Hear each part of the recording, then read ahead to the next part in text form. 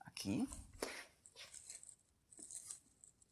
tínhamos exatamente o mesmo período T, aqui, das oscilações que a gente considerou no outro. Nos dois casos, por se tratar exatamente da mesma nota musical, ou Lá 440 Hz, tem esse período.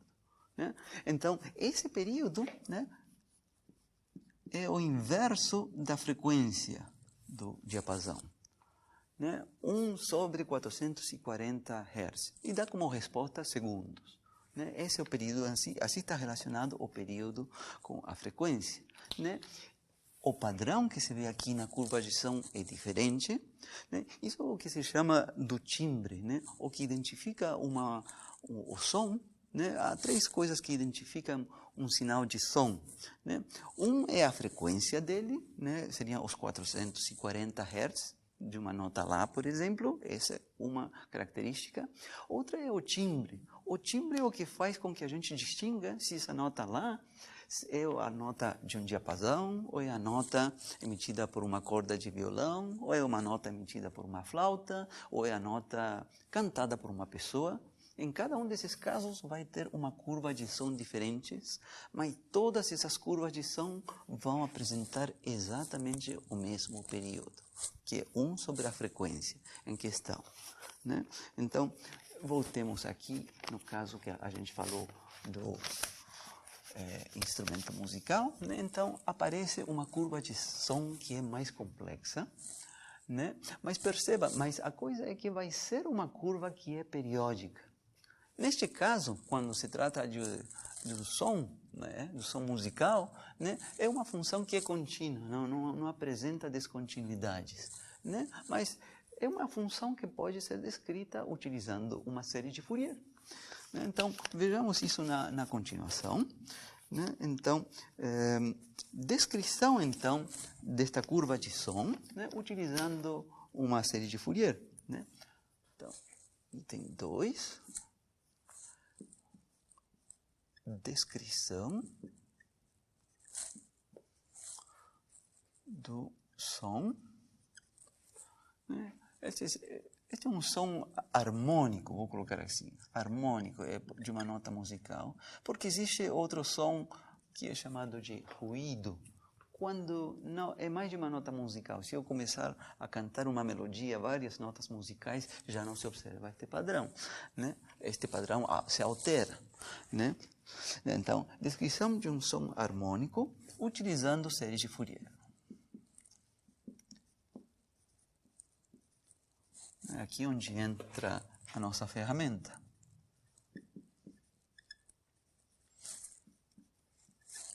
Fourier. Então, vou começar primeiro com o caso do diapasão. Né? Aquele que tem a curva de som puro, que eu chamei. Né? Caso do diapasão.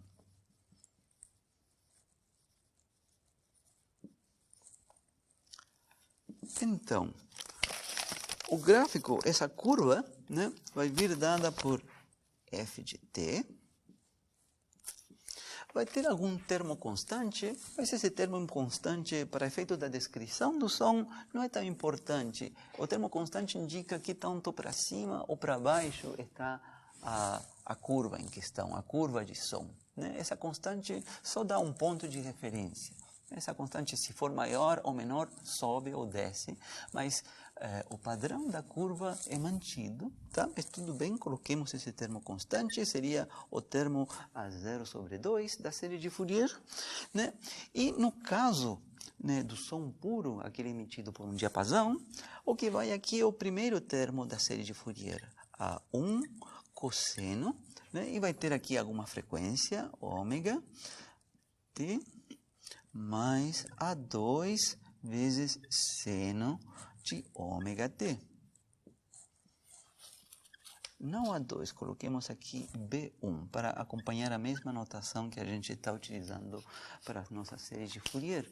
Então, a gente vê que esse é o início da série de Fourier.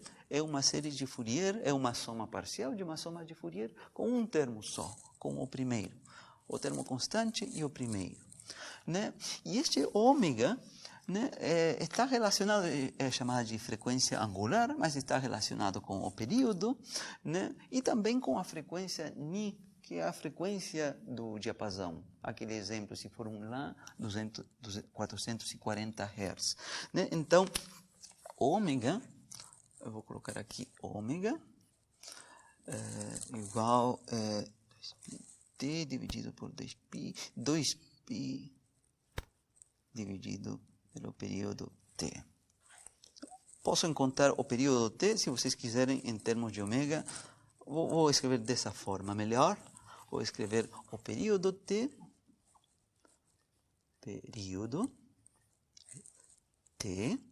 igual 2π sobre este ômega que está ali. E, pela sua vez, isto é 1 sobre a frequência, ou 440 Hz. Bom, então, essa é a descrição de um sinal emitido por um diapasão, o sinal puro. Digamos, é uma série de Fourier que contém somente o primeiro termo, A1, B1. Né? É um exercício matemático, não é difícil, tá? Provar que isto aqui você pode escrever como um coeficiente C1 vezes cosseno, também de ômega t, mais o ângulo φ1, né, de fase. Tá? Você pode escrever, é um exercício matemático. Né? Estou somando um seno e um cosseno que dependem de ômega t, né? E tem coeficientes A1 e B1. Então, você pode reescrever nesta forma, onde o valor dessa constante C1, desse coeficiente C1, vem obtido a partir do A1 e do B1, e o φ1 também vem obtido a partir disso. Né? Essa frequência ômega, quando se trata de som puro, né? Ni, é chamada de frequência fundamental. Frequência fundamental.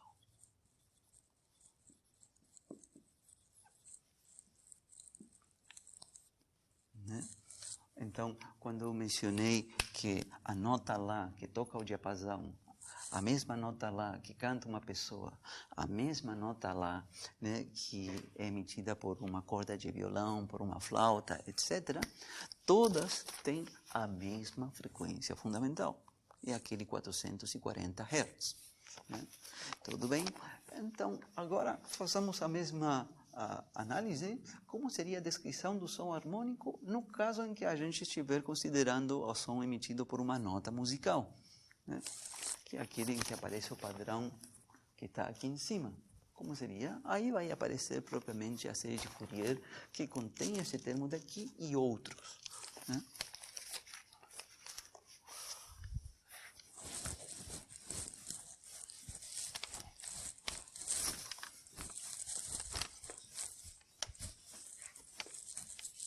Eu vou apresentar para vocês, como eu falei, né, os gráficos disto que eu peguei de um texto.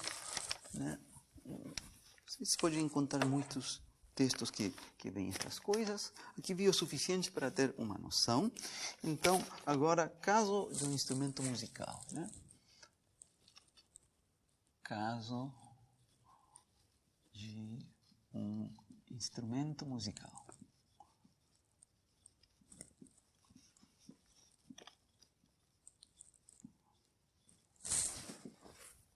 Então, nesse caso, né, a nossa curva já foi desenhada lá, né, mas vamos lá.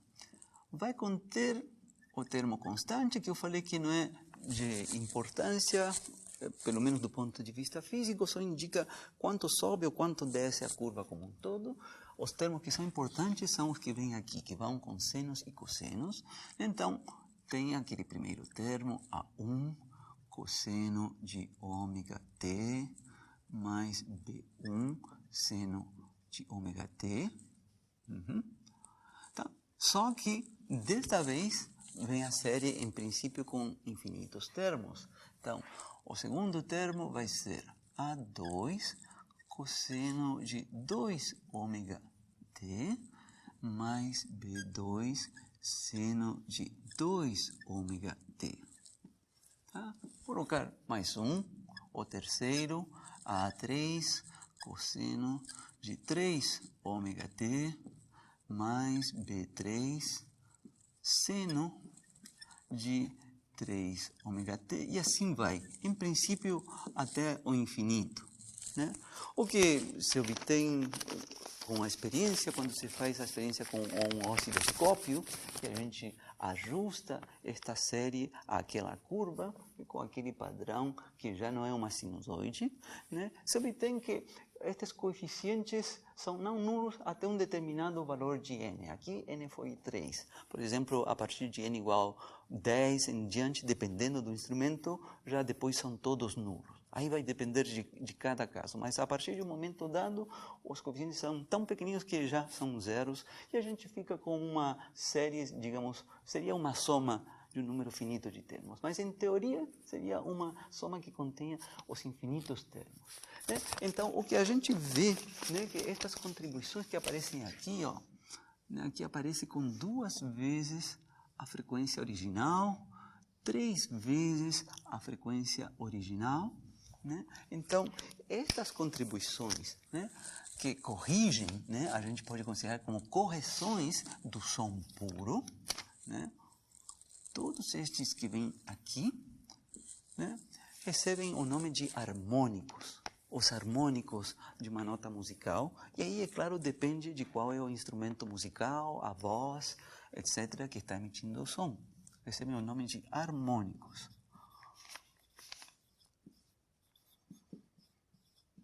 Né? E para cada um, né, este, digamos, seria o segundo harmônico, o terceiro harmônico. O primeiro harmônico é aquele que aparece na própria nota musical, né?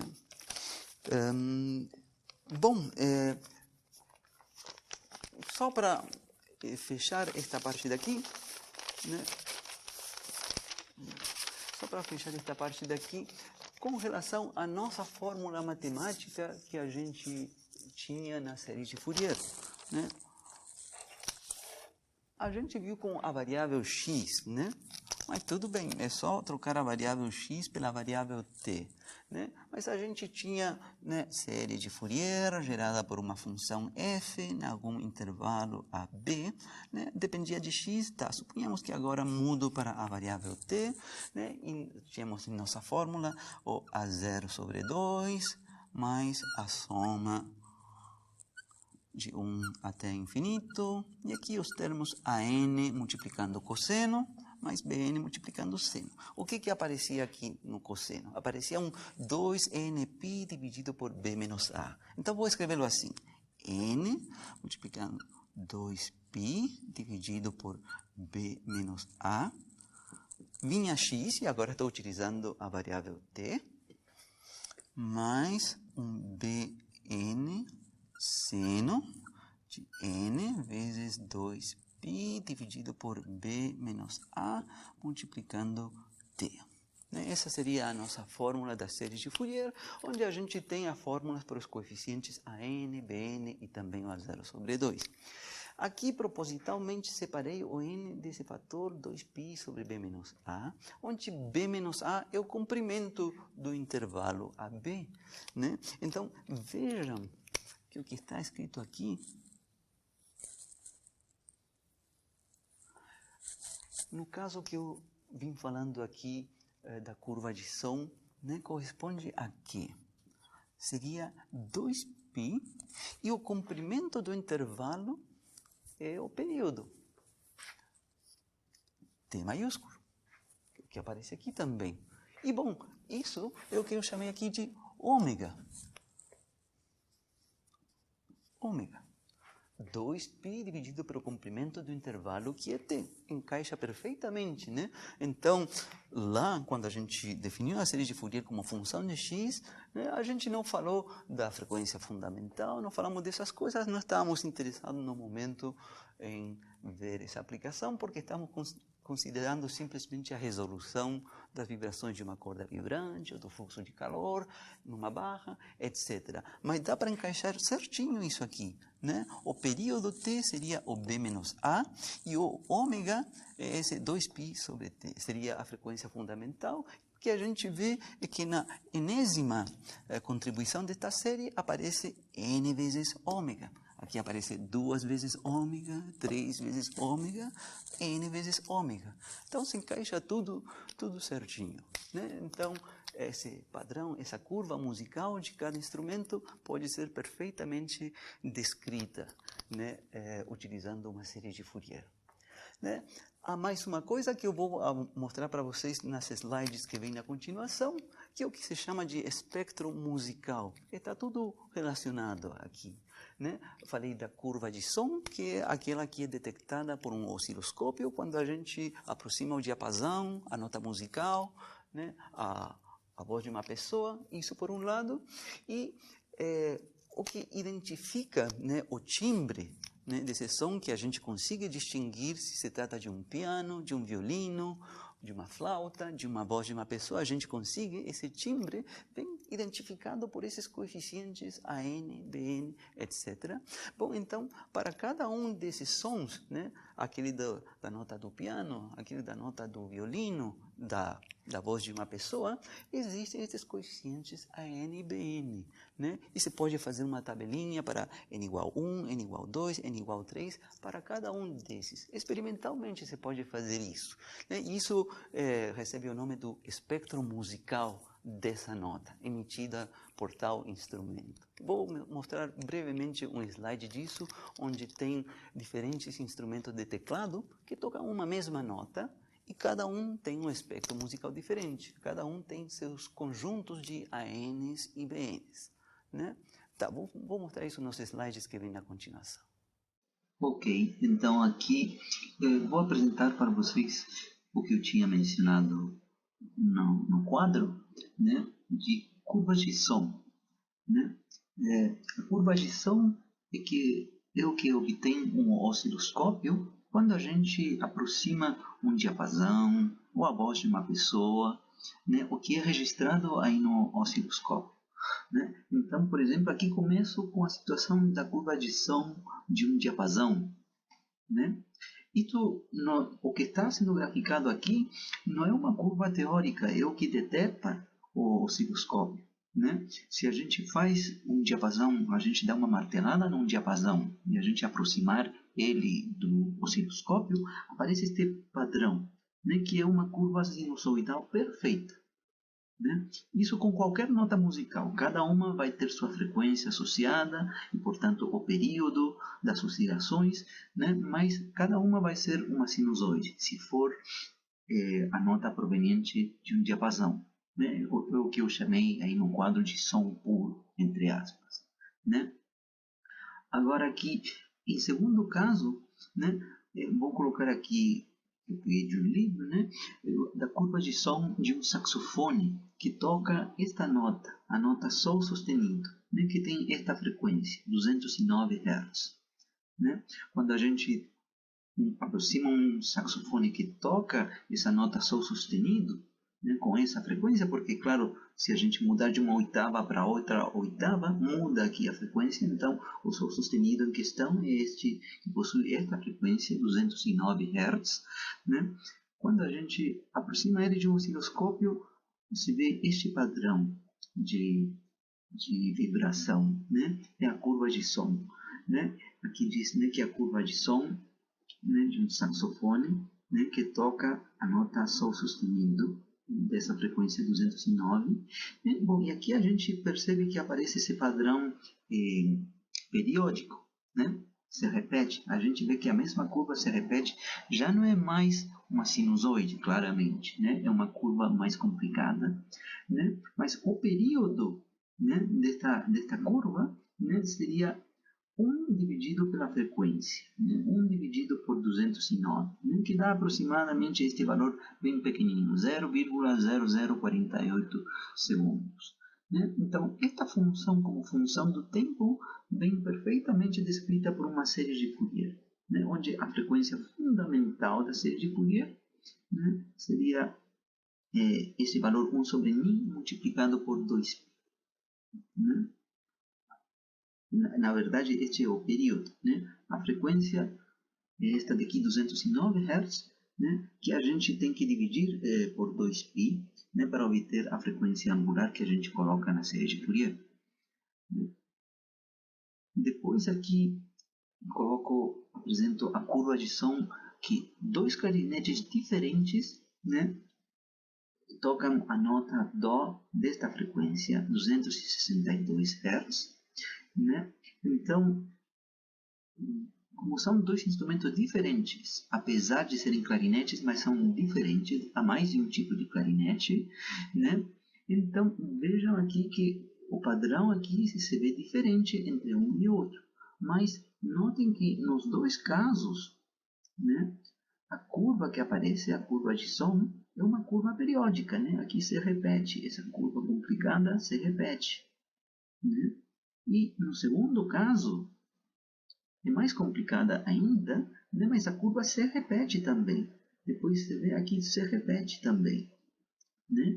E o que deveria chamar a nossa atenção é que o período, né, da curva que está em cima e o período da curva que está aqui embaixo é exatamente o mesmo, né? O intervalo entre um ciclo e outro aqui, né? Se eu examinar na curva de baixo, entre esse pico e este outro pico, o período é o mesmo que o período que está lá em cima. Isso deve acontecer porque os dois clarinetes estão tocando uma mesma nota, né? Uma nota com essa frequência, uma nota Dó com 262 Hz. Né? O período associado, né?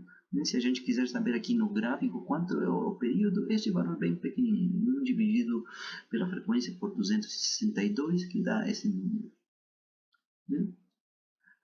Com respeito à curva de som, é isso, mas algo relacionado que não é exatamente a mesma coisa, mas que está relacionado é o que é chamado de espectro acústico, que eu também mencionei aí na aula. Então, aqui nesse slide que vou apresentar aqui, aparece o espectro acústico de diferentes instrumentos de teclado que tocam uma mesma nota Dó, né? A frequência deste Dó que está aqui, desse Dó, é 128 Hz, né? Se a gente comparar com este dos clarinetes, que eu coloquei aqui, é diferente. O dos clarinetes é 262, né? Este que está aqui, né, é praticamente a metade, né? Não é exatamente a metade, em teoria deveria ser a metade, significa que é uma oitava mais embaixo que o Dó anterior, né? Então, vejam que aqui os diferentes, o que aparece aqui? Não aparece exatamente a curva de som. Isso que aparece aqui se chama o espectro acústico.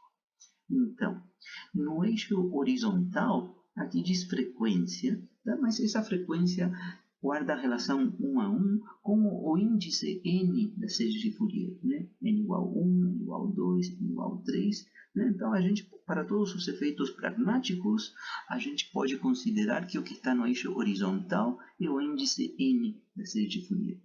E o que está no eixo vertical, tá? É a amplitude que se obtém tomando a raiz quadrada do AN ao quadrado e o BN ao quadrado. Né? Esta seria a amplitude com que oscila o enésimo modo da série de Fourier, aquele com frequência n vezes a frequência fundamental.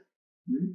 Então, esses coeficientes Cn se obtêm para n igual a 1, n igual a 2, n igual a 3. Isto é uma coisa experimental. Tá? Isto não é uma coisa teórica. Esse é o coeficiente Cn desses diferentes instrumentos, um grande piano, um hammer piano, um cembalo e um clavicórdio. E a gente vê que os coeficientes Cn são diferentes entre uma e outra. Por exemplo, neste daqui, o grande piano, né, a partir de n igual a 15 em diante já são todos nulos. Né?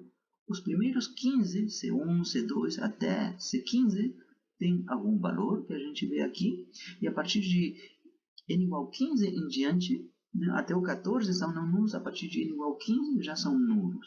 Né? Neste outro caso, para o hammer piano, né, a partir de n igual a 24 já são todos nulos, e assim por diante. Né? E quando a gente compara para o mesmo n, o valor, né, do Cn são diferentes, eles não tem por que ser iguais. Né? Então, para o mesmo n, os diferentes Cn dos diferentes instrumentos de teclado que aparecem aqui são diferentes, né? E além disso, quando a gente muda de um n para o outro, também são diferentes aqui. Então, digamos, quando a gente escuta uma mesma nota, esse Dó que é tocado por estes diferentes instrumentos de teclado, a gente no ouvido a gente sente que um som diferente, né? Mas apesar de estarem tocando a mesma nota musical, a gente se dá conta que é a mesma nota musical, mas a gente percebe o timbre que se chama, que é diferente.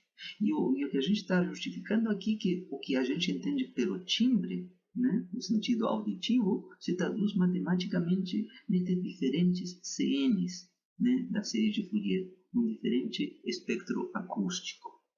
Né? Então, o timbre da nota é diferente e se vê aqui desta forma, os CNs são diferentes. Né?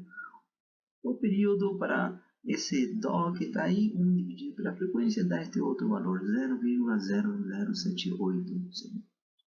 Muito bem, então, com os slides, eu complementei o que eu tinha falado para vocês do som, né? A aplicação da série de Fourier na descrição de um som harmonioso, né? Então, com isso, estamos vendo uma outra aplicação da série de Fourier, né?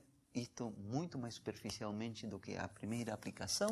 Então, isso, este tópico da série de Fourier, considerada para x na reta real, né? A reformulação do teorema da convergência pontual da série de Fourier, o som que apresentei para vocês, os slides, e aqui sim que vou ser extremamente superficial, né? Sinal elétrico. Muitos de vocês que seguem pela área de eletrônica vão ter disciplinas e vão ver isso muito melhor do que eu. Então, eu vou falar aqui muito superficialmente, só para dar uma pincelada extremamente superficial. Então, a gente vai pensar que a gente tem algum tipo de osciloscópio, né? Desta vez, né? Que não detecta, não se trata de um sinal acústico, né? Mas de um sinal elétrico, né? E vou mencionar um exemplo que é muito conhecido lá, que é o exemplo de uma onda quadrada, um sinal elétrico que descreve uma onda quadrada.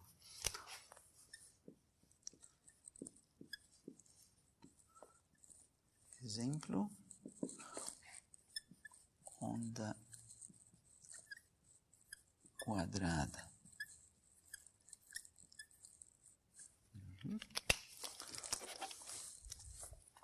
Então, nesse caso, né, o que se vê nessa curva do sinal, né,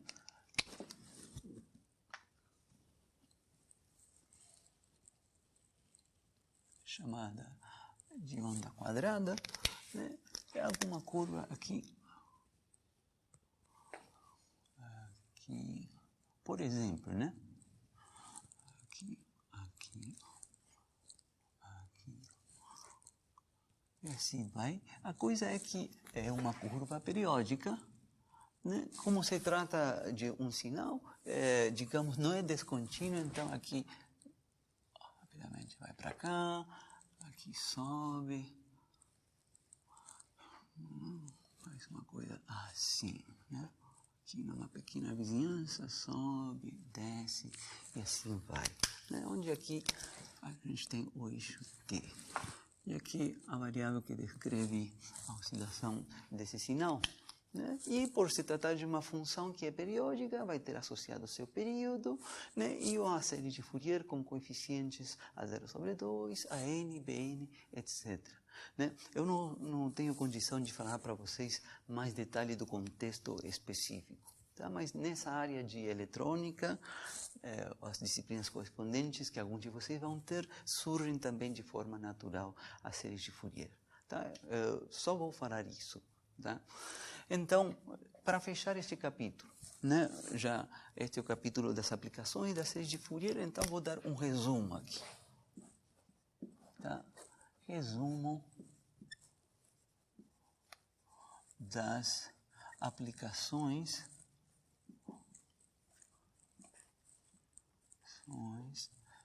das séries de Fourier.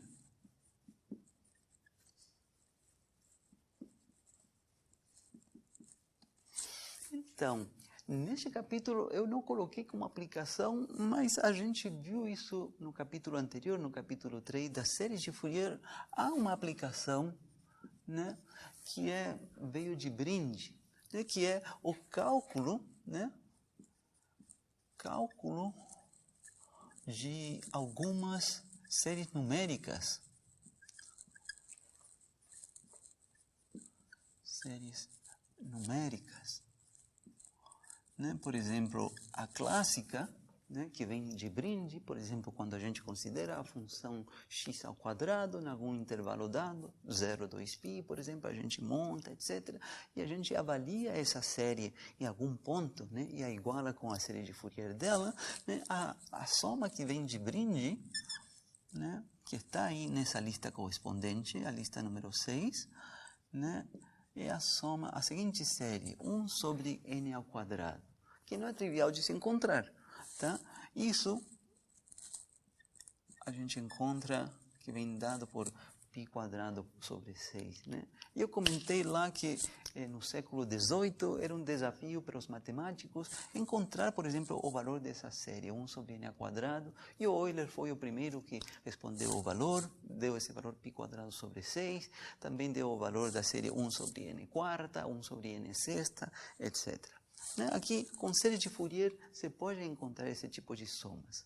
Por mencionar uma outra menos trivial que eu não mencionei nas aulas, mas você pode obter a partir de uma da lista de exercícios, por dar um exemplo, que é uma série, digamos, que é parente desta, parente entre aspas, né? Mas que não é a mesma série, é a série 1 sobre n² mais 1.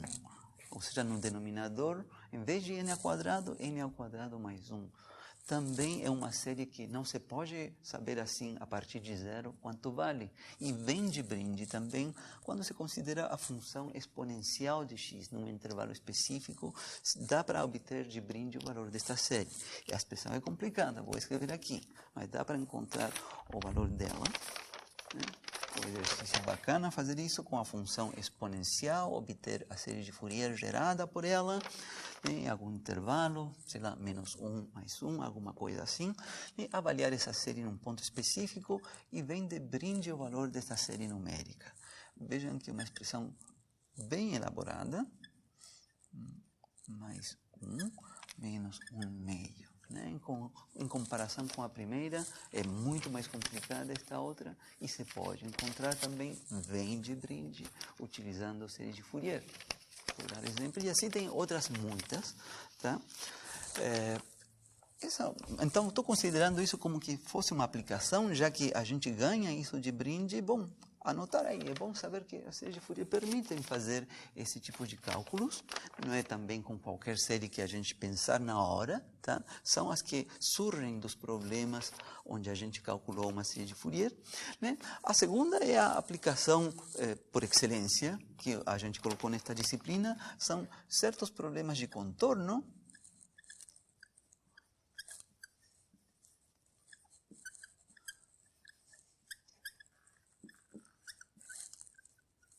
né, com equações diferenciais parciais. Eu deveria acrescentar que essas equações diferenciais parciais são lineares. Tá? Se forem não lineares, é difícil que apareçam as séries de Fourier nelas. Né? Os problemas clássicos, tradicionais, que são vistos aí, é o caso da corda vibrante, o caso do fluxo de calor, né? E tem outros muitos, que eu não entrei nesse detalhe desses, mas, por exemplo, mencionei as vibrações de uma viga, que obedecem uma outra equação diferencial parcial, que é linear, também se resolve utilizando séries de Fourier como ferramenta, e isso sim, a gente viu com bastante detalhe, a gente viu o método para resolver esse exercício, o método de separação de variáveis, etc. É uma coisa longa, mas que a gente viu com detalhe. Né? E esta última que eu mencionei na aula de hoje, né? Bastante mais breve, mas pelo menos no caso do som fornecia alguns detalhes na descrição de sinais acústicos e elétricos. Não é todo sinal acústico, é aquele que seja harmonioso.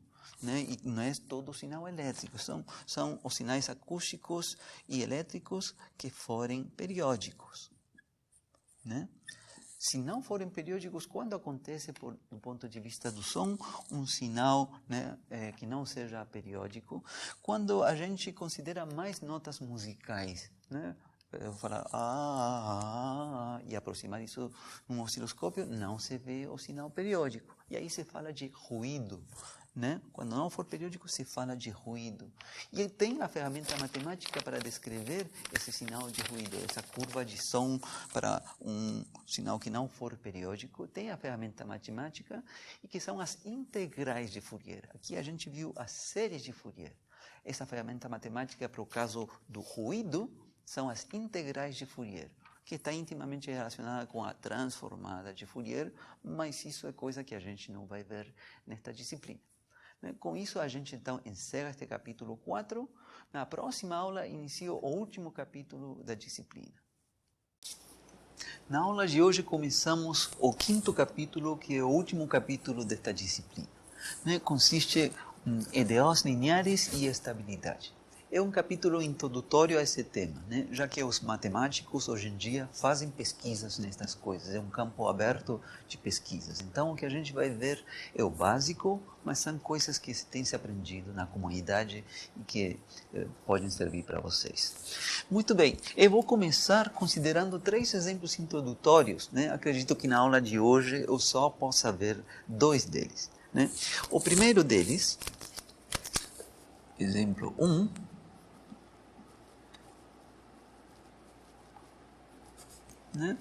vou considerar aqui o caso do movimento planetário.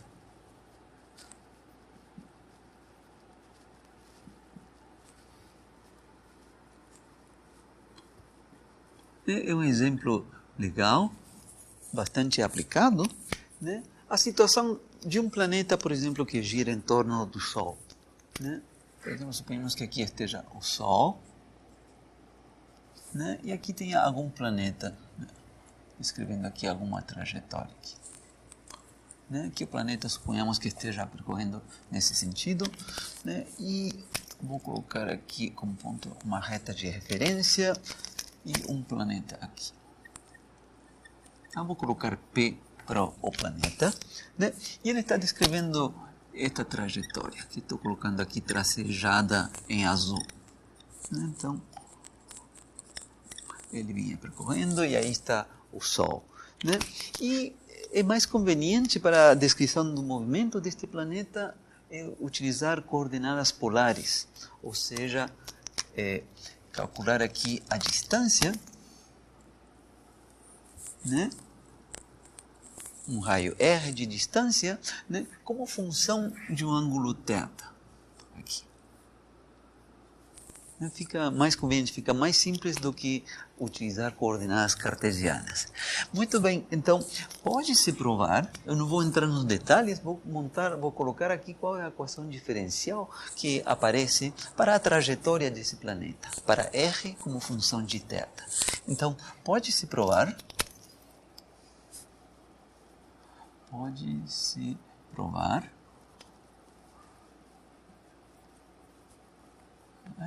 utilizando as leis da mecânica de Newton,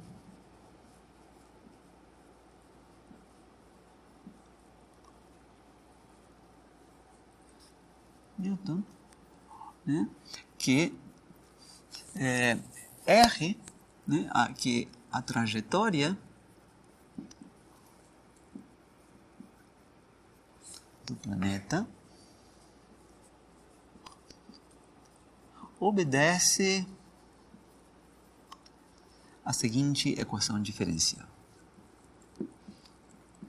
A seguinte EDO. Uma EDO que não é simples, uma EDO de segunda ordem, Bem, segunda derivada de R com respeito a θ, menos 2 sobre R, a primeira derivada de R de θ ao quadrado, Tá? Aqui vem uma constante, né? Aparece a constante gravitacional, a constante de Newton. Este M maiúsculo é a massa do Sol, este Mzinho é a massa do planeta. Né? Aparece aí o momento angular do planeta, que é uma constante, o raio ao quadrado menos o raio. Isso igual a zero. Né? Essa é a equação diferencial. Tá? Utilizando as leis da mecânica de Newton, né? A força de gravitação universal, etc., né? Você pode chegar que é obedecida essa equação diferencial. Né? Nesta equação diferencial, então, aquele Mzão e aquele Mzinho são as massas.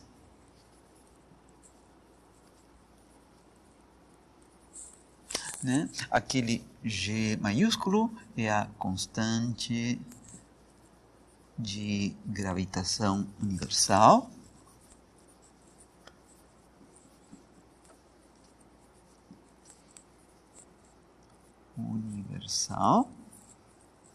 Conhecida. Né? E aquele L é o momento angular do planeta. Momento angular, né, do planeta, que é conhecido. Tá? É uma constante. Né? Tudo bem, colocamos o número 1. Bom, do nosso ponto de vista, né, do nosso ponto de interesse, esta é uma equação diferencial de segunda ordem que é não linear. Né? EDO não linear de segunda ordem. Né? Então vejam, neste capítulo a gente vai estar abordando EDOs não lineares e também a gente vai falar sobre a estabilidade. Eu ainda não vou mencionar a estabilidade, mas, bom, a observação é que quando a gente se encontra com uma EDO que é de segunda ordem e que é não linear, nem sempre se pode resolver.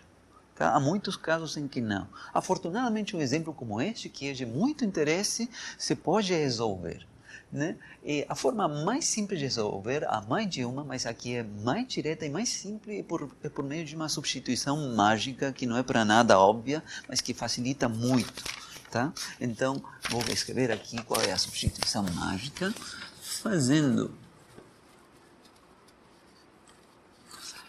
R igual 1 sobre U, né? Por que foi feita essa substituição? Essa é a parte que não é óbvia, né?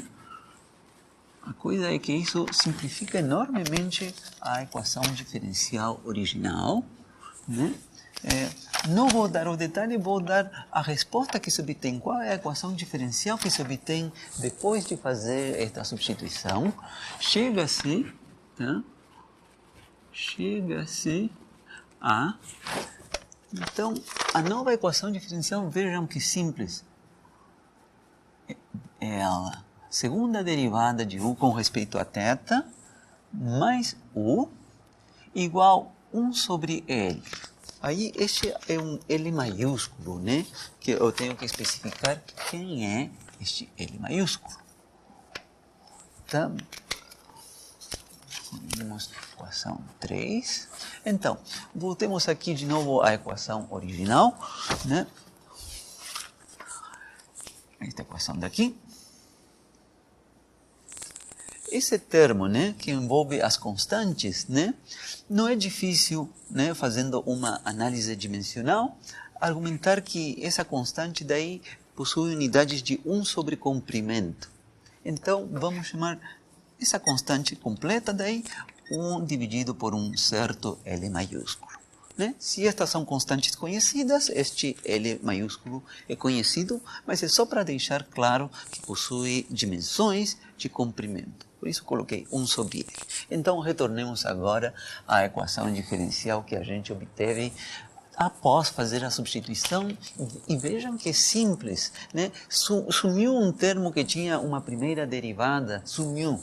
Né? Além disso, a equação era não linear por vários motivos, tinha uma derivada ao quadrado, aparecia 1 sobre R, né? Aparecia R ao quadrado, R, então Tinha vários motivos pelos quais essa EDO era não linear. Com esta substituição mágica, olha, se simplificou e além disso ficou uma EDO linear e das melhores, digamos, do ponto de vista da resolução dela é das mais simples, porque é uma EDO linear de coeficientes constantes. É não homogênea, mas o termo de não homogeneidade é uma constante, é uma coisa que facilmente se resolve.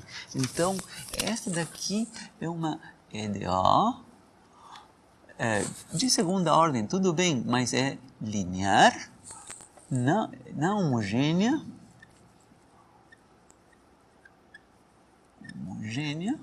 mas de coeficientes constantes. Que é tudo o que a gente pode pedir quando a gente se encontra com uma EDO, né?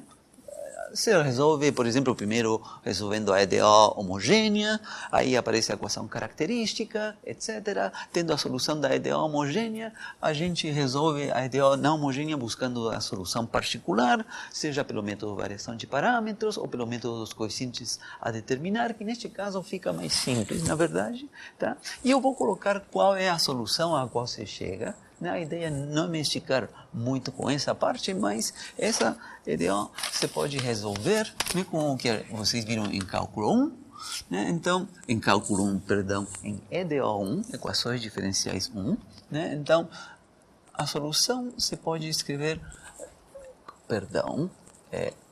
U igual. Então, você pode escrever no seguinte formato. Uma constante A positiva, ou que pode ser zero, cosseno de θ, mais uma outra constante alfa, tá? E, digamos, essa é a solução da EDO homogênea, esta parte daqui.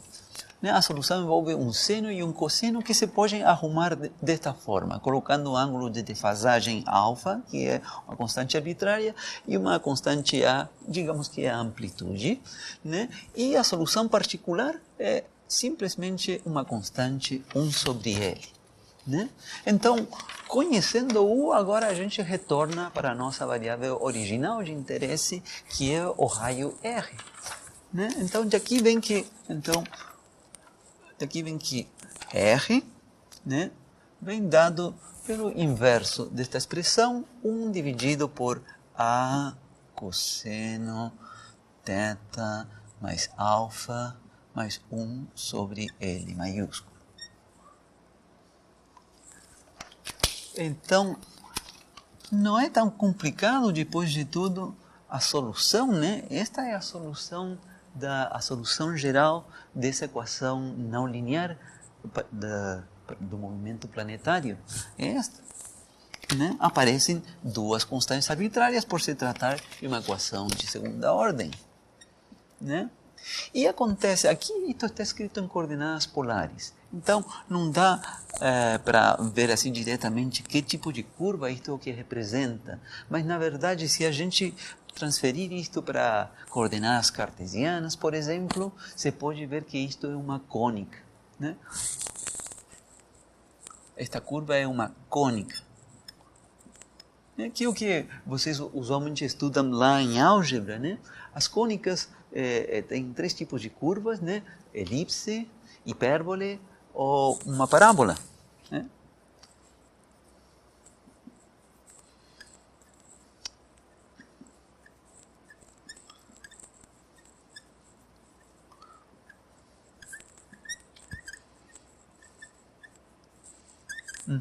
Então, o caso do planeta, né, por exemplo, o planeta Mercúrio, né, ou a Terra, né, então, no caso em que a trajetória é uma elipse, né, mas se se tratasse, por exemplo, de um asteroide, né, de um asteroide, tipicamente é uma hipérbole ou uma parábola. Né? A coisa é que ele não vai ficar uma trajetória fechada, se aproxima e depois vai se afastar e nunca mais vai retornar. Né? Mas no nosso caso, se se tratasse do planeta, do sistema solar, seria uma elipse. Muito bem. eu quero aproveitar, então, este é um exemplo de uma EDO linear de segunda ordem que foi possível de se resolver, né? Mas eu mencionei para vocês que a gente tem que tomar cuidado que nem sempre as coisas vão ser tão simples de encontrar uma substituição mágica que nos leve à resolução do problema. Tudo bem, mas eu quero aproveitar este problema que foi resolvido para fazer uns comentários, né, introduzindo o tema deste capítulo, né? Este problema pode ser reconsiderado do ponto de vista dos sistemas de equações diferenciais. Aqui não tem nenhum sistema de equações diferenciais, é uma EDO simplesmente, mas se pode reformular como um sistema de EDOs, né? Este problema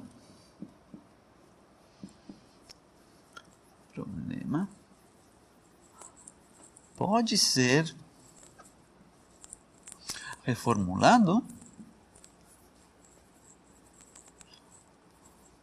como um sistema não linear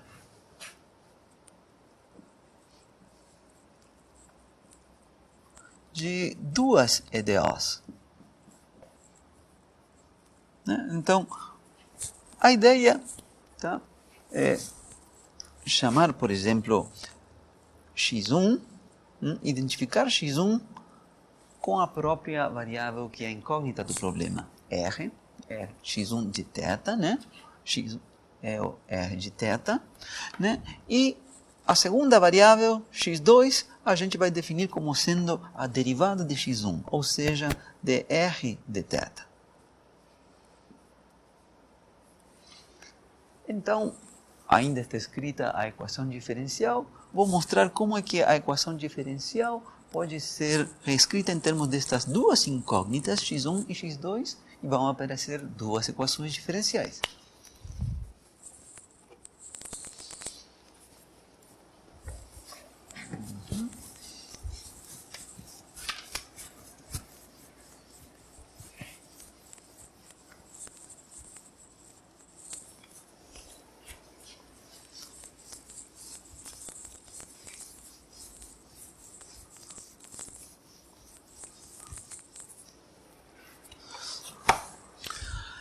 Muito bem. Opa, eu não deveria ter apagado aqui a equação diferencial.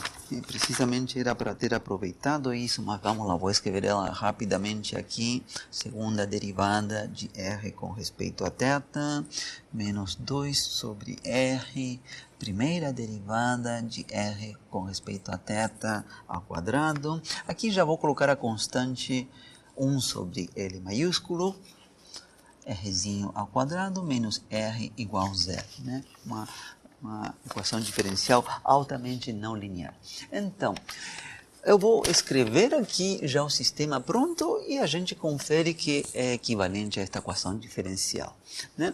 Então, a primeira equação, né, vai ser dx1 de θ igual a x2, que a segunda equação vai ser dx2 de θ, né, igual 2x2 ao quadrado sobre x1 menos x1 ao quadrado dividido pelo L maiúsculo mais x1.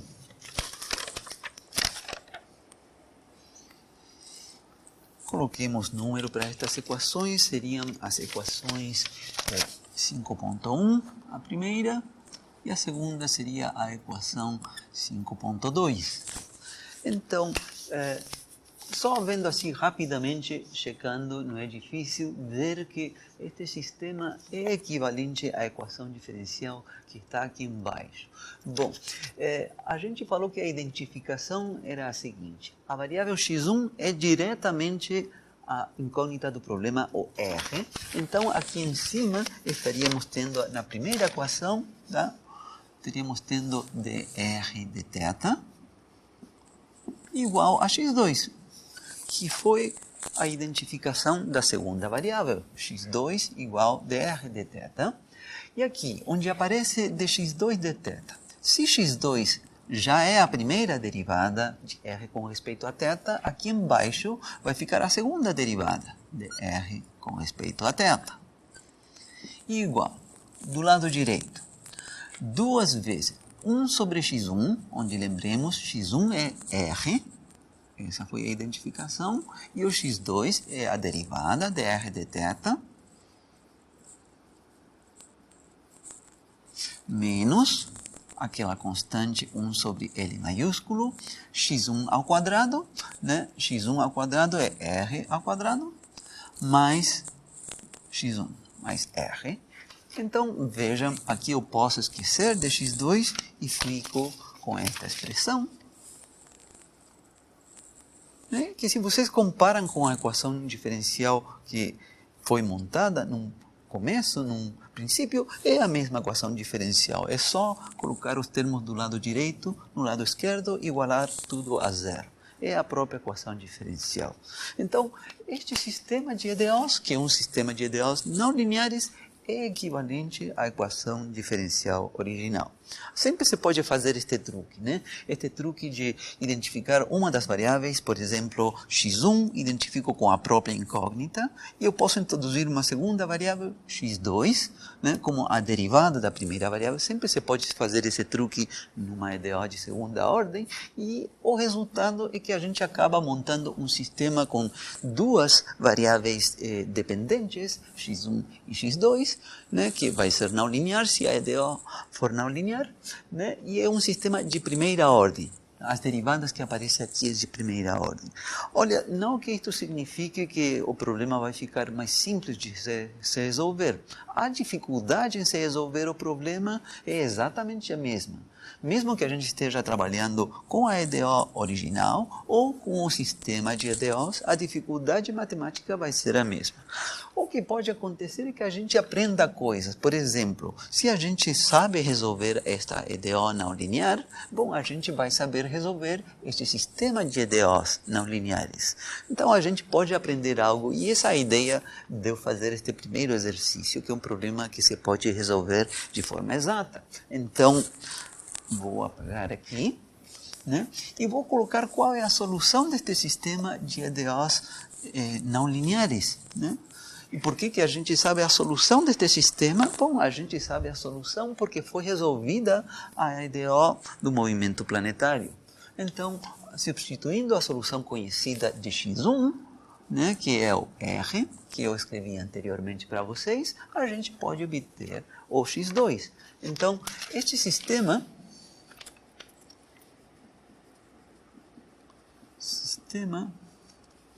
possui, por solução geral,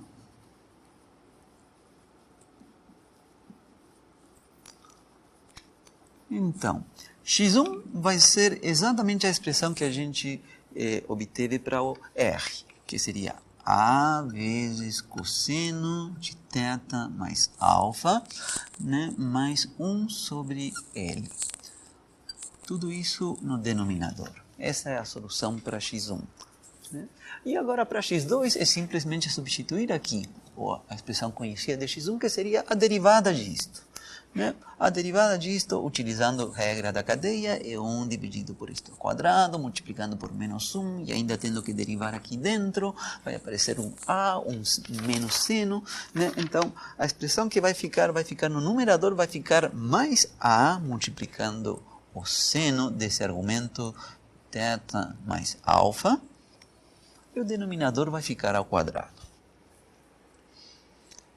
A cosseno de θ mais alfa mais 1 sobre L ao quadrado. Ok?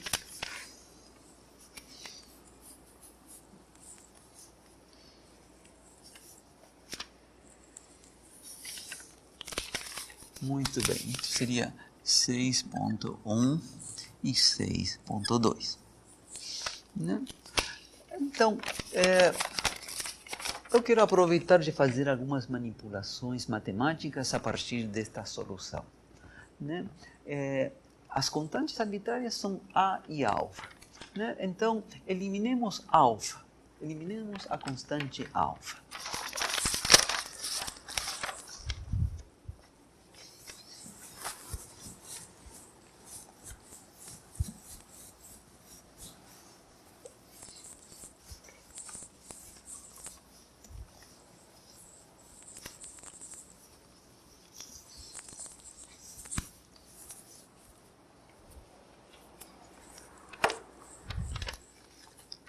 Então, para isso, o que eu vou fazer? Vou isolar esta expressão, né? Então,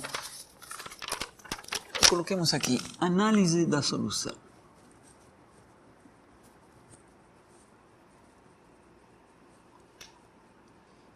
Em princípio, essa análise já foi feita quando a gente obteve a solução para r de θ e eu falei que a curva era uma cônica, né? Uma elipse, uma parábola ou uma hipérbole, né? Tá? Mas quero fazer uma abordagem que nos permita fazer isto em algum outro exemplo que não seja esse, né? Então, primeiro eliminemos alfa. A constante alfa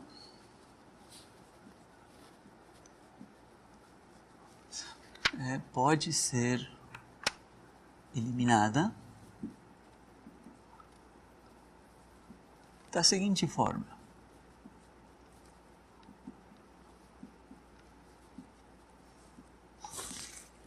Então, desta primeira relação, né, eu posso isolar quanto que vale este termo A que multiplica cosseno alfa.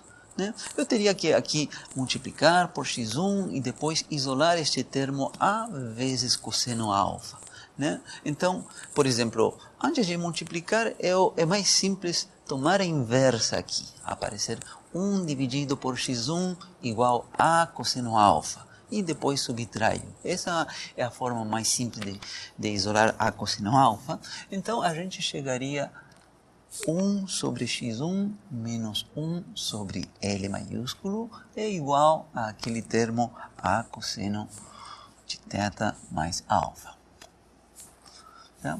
E agora, da segunda, né, por exemplo, esse termo A cosseno de θ mais alfa mais 1 sobre L ao quadrado, a gente já sabe que esse termo é x1, né? Aqui ficaria um x1 ao quadrado. Então, eu vou poder isolar quanto é que é A seno de θ mais alfa. Né? Vai ficar que A vezes seno de θ mais alfa é o x2 dividido por x1 ao quadrado. Né? Tem essa manipulação matemática, mas eu fiz essas duas manipulações, ainda não eliminei o alfa, mas daqui vai vir a eliminação de alfa, precisamente tomando o quadrado de cada uma destas relações, né, e depois somando, porque aí vai aparecer a identidade cosseno quadrado mais seno ao quadrado, né, que vale 1. E aí vai sumir o alfa. Né? Coloquemos aqui números, esta seria a equação 7,1. E esta outra seria a equação 7,2, né? E a forma de eliminar alfa é tomando o quadrado da primeira, tomando o quadrado da segunda e somando. E aí vai aparecer a identidade trigonométrica. Né? Então, calculando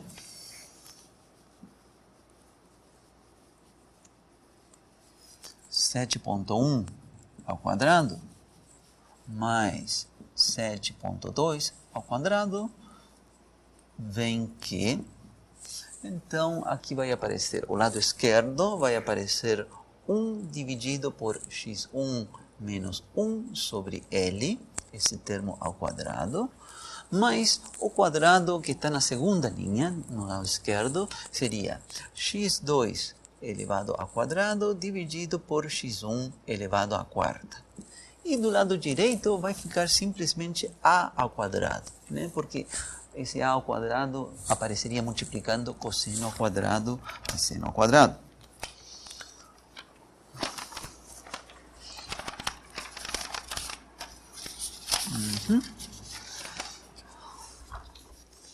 Então, isto é uma manipulação matemática, tá? Mas há uma interpretação por trás dela, né? Se a gente não esquecer, né, de que x1 representava a distância do planeta ao Sol, r, a distância r, e x2 representava dr de θ. Né? Se θ fosse, em vez de ser o ângulo, fosse uma variável do tempo, né, seria uma velocidade. É um tipo de velocidade aqui, só que é derivada com respeito ao ângulo. Esta seria uma relação em que aparece a posição x1 né? E aparece a velocidade, x2, porque é dr de θ. Pensemos que fosse dr de t, né? Então, isso seria o que chama uma constante de movimento, né? Seria, por exemplo, a energia mecânica que se obtém em física, né? Este seria o termo energia mecânica, só que não fica tão no formato de 1/2 mv ao quadrado, não fica exatamente nesse formato por causa dos detalhes desta equação diferencial, né? Mas coloquemos aqui, se θ fosse o tempo, mas não é o tempo, tá? É o ângulo, mas só para fazer uma analogia. Se o ângulo θ, que também sumiu daqui, vejam que o ângulo θ estava aqui em 7,1 e em 7,2 e sumiu, tá? Mas se θ fosse o tempo, né? Esta equação representaria uma constante de movimento, que se chama uma constante de movimento. Poderíamos pensar, em termos de física, em que fosse a energia mecânica, que é conservada. Por exemplo, a energia mecânica.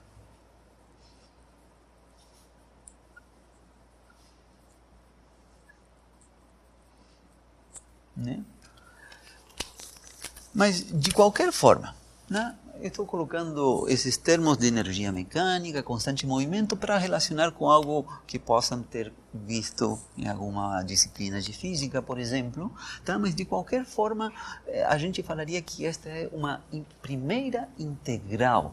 Né? A gente já tem a solução do problema, mas do ponto de vista do sistema de EDOs, né, para x1 em função de θ e x2 em função de θ, esta é uma relação entre x1 e x2. Né, na qual não está θ. Né? Então, esta equação, né, pode ser uma primeira integração do sistema.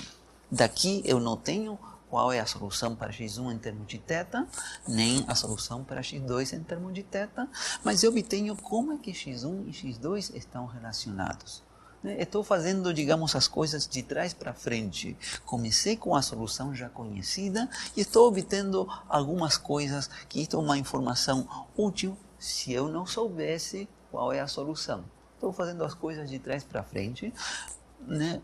Porque vai ser este tipo de resultado que eu almejaria ter num outro sistema de EDOs não lineares que eu não consiga resolver. Se eu conseguir ter aqui uma relação entre x1 e x2, né, com uma constante que apareceu aí, eu estaria bastante contente. Não seria ainda a solução do problema, mas é a metade do caminho, porque é uma primeira integral. Né? Então, é uma primeira integração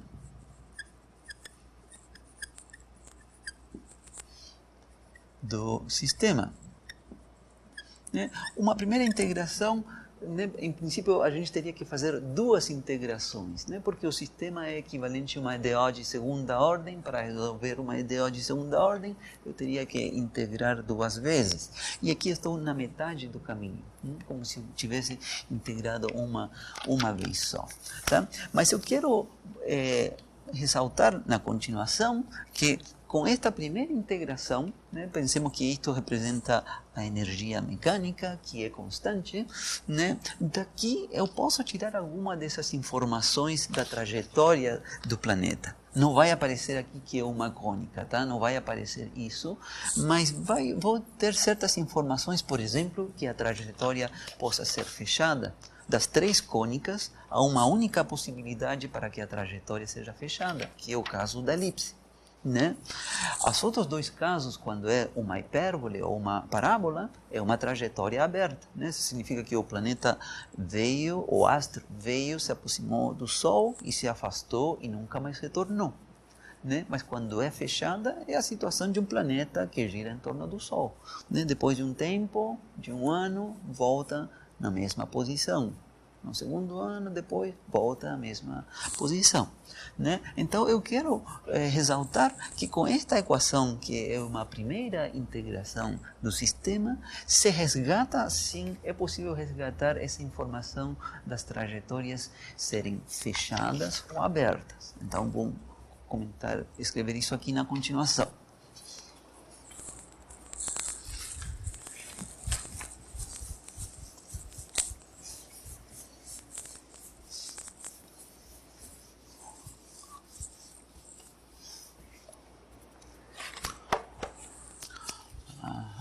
Então, coloquemos aqui casos, né? Casos para essas. Lembremos que a constante A é positiva ou zero, não é negativa. Isso vem da própria resolução da equação diferencial, né? Então, o primeiro caso é quando a gente coloca a constante A igual a zero. Eu vou escrever aqui num cantinho qual era a equação que a gente obteve, 1 sobre x1 menos 1 sobre L ao quadrado, né? E aqui tínhamos x2 à quarta dividido por x1 ao quadrado igual a ao quadrado, onde A é uma constante arbitrária, né? Mas vai estar intimamente ligada com a energia mecânica do corpo celeste. Mas tudo bem. Se esse A for nulo, o que vai implicar nesta equação aqui? Né? Aqui, o primeiro termo é algo elevado ao quadrado. O segundo termo também é positivo, também veio de um quadrado. Eu elevei ao quadrado a segunda equação que tínhamos lá. Mas a coisa é que estes dois termos são positivos em princípio. No pior dos casos, eles seriam nulos. Só nesse caso, tendo nulo o primeiro termo e também tendo nulo o segundo termo, que a constante A vai ser zero. Em qualquer outro caso, esta expressão é positiva. Há um único caso em que esta expressão dá zero, quando este primeiro termo zera e quando esse outro segundo termo também zera. Então, se eu estiver demandando que essa constante A seja zero, isso vai acontecer se esse primeiro termo for zero e se o segundo termo for zero. Então, o primeiro termo ser zero significa que x1 vale L, né? x1 vale L. E que o segundo termo seja zero significa que x2 vale zero. Então, isto é uma coisa muito peculiar, né? O que deveria ser uma equação para x1 em termos de x2 e vice-versa, se a constante for zero, simplesmente é um ponto. Não é uma curva, é um ponto. É o ponto x1 igual a L, x2 igual a zero. Né? Então, neste caso, a curva é um ponto. Né? Não há um conjunto de pontos aqui, é um único ponto, que é esse daí. A que corresponderia isto na situação do planeta, né? x1 é o raio. Estamos dizendo que o raio possui esse valor L, que vem dado em termos das constantes G maiúsculo, massa do Sol, massa do planeta, dividido por momento angular, etc. Né? E o x2, o que era? O x2 é a derivada do raio. Então, é um ponto em que a derivada vale zero. Se o raio é constante e a derivada do raio como função de θ vale zero, estamos falando então que o raio é constante. Esse é um caso muito peculiar, está dizendo que o raio não muda no tempo. Significa que a trajetória em coordenadas polares é uma circunferência. Isso rara vez acontece, mas pode acontecer. No caso da Terra, que gira em torno do Sol, é uma elipse, mas também não é uma elipse muito elipsada, digamos assim. Está bastante próxima de ser uma circunferência. Então, não é exatamente uma circunferência, mas com os dados que a gente tem, é uma elipse levemente achatada. Não é tão longe de uma circunferência. Então, uma circunferência é um caso muito peculiar de uma elipse. Também é uma cônica. Então, se a constante A assumir esse valor zero, seria o caso em que a trajetória do astro, do planeta, é exatamente uma circunferência. Isso que responderia, dito em termos matemáticos, aqui a curva se reduziu a um único ponto. Tudo bem? Depois, segundo caso, se o caso em que A seja maior do que zero, mas menor do que essa constante 1 sobre L. Tá? Bom, nesse caso não, agora já vamos deixar de ter um ponto, vamos ter uma curva propriamente tal. Então, a gente vem aqui em cima na equação que a gente tem, né? E a gente pode isolar x2 em termos de x1. Tem que fazer aqui uma manipulação, né? Colocar este termo do lado direito, multiplicar por x1 ao quadrado, abrir, rearrumar os termos. Tem uma conta aí a ser feita. Não quero me esticar com esse detalhe. Se pode fazer, eu vou colocar para vocês a resposta aqui, né? O que se pode encontrar é que a curva pode ser reescrita como x2 ao quadrado igual. Aparecem aqui um par de constantes azinho e bzinho, que eu já vou especificar qual é a expressão delas, né? Multiplicando x1 ao quadrado, que multiplica x1 menos azinho. E aqui aparece bzinho menos x1. Então agora eu vou colocar quanto é que é a expressão deste azinho e deste bzinho. A expressão deles é a seguinte. Azinho vem dado por 1 dividido por 1 sobre L maiúsculo mais a constante A. E o bzinho vem dado por 1 dividido por 1 sobre L maiúsculo menos a constante A. Né? Então, isto é, acreditem, o que vem de isolar x2 ao quadrado em termos de x1. Acontece que aqui, por exemplo, você vê coisas peculiares. Isto aqui já é uma curva, já não é mais um ponto, tá? Isto é uma curva. Você pode representar no plano x1, x2. Então, por exemplo, aqui você vê algumas coisas fáceis de serem enxergadas. Por exemplo, se x1 igual a zinho, o x2 zera. Se x1 igual bzinho, o x2 também zera. Se x1 igual a zero, também o x2 zera. Bom, e depois tem que entrar a considerar o que acontece quando x1 é diferente de azinho, é diferente de bzinho. Né? O que se pode ver, fazendo uma análise mais calma, né, é que o x1 aqui vai ter que variar entre azinho e bzinho. Vai ter que variar entre azinho e bzinho. Tá? Se x1 igual a zero, seria o único ponto. x1 igual a zero e x2 igual a zero.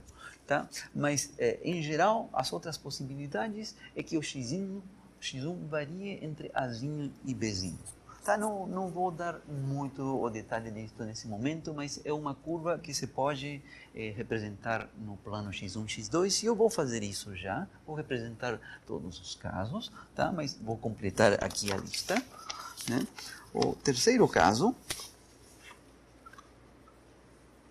é o caso em que a constante A seja exatamente esse valor 1 sobre L. Né?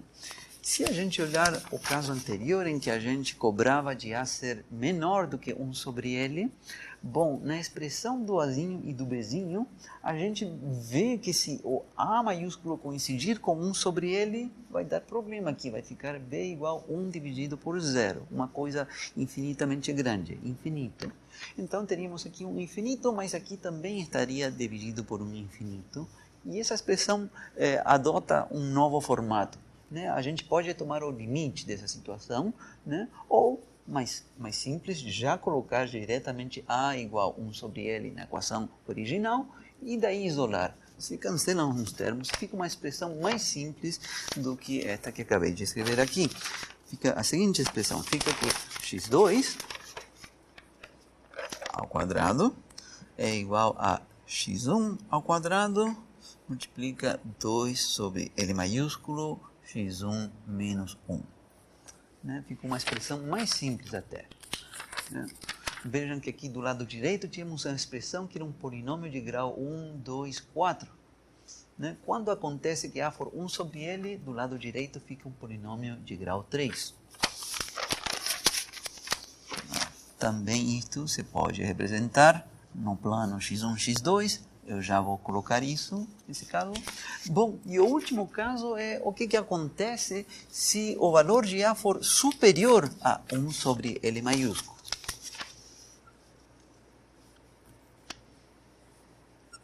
O que vai mudar?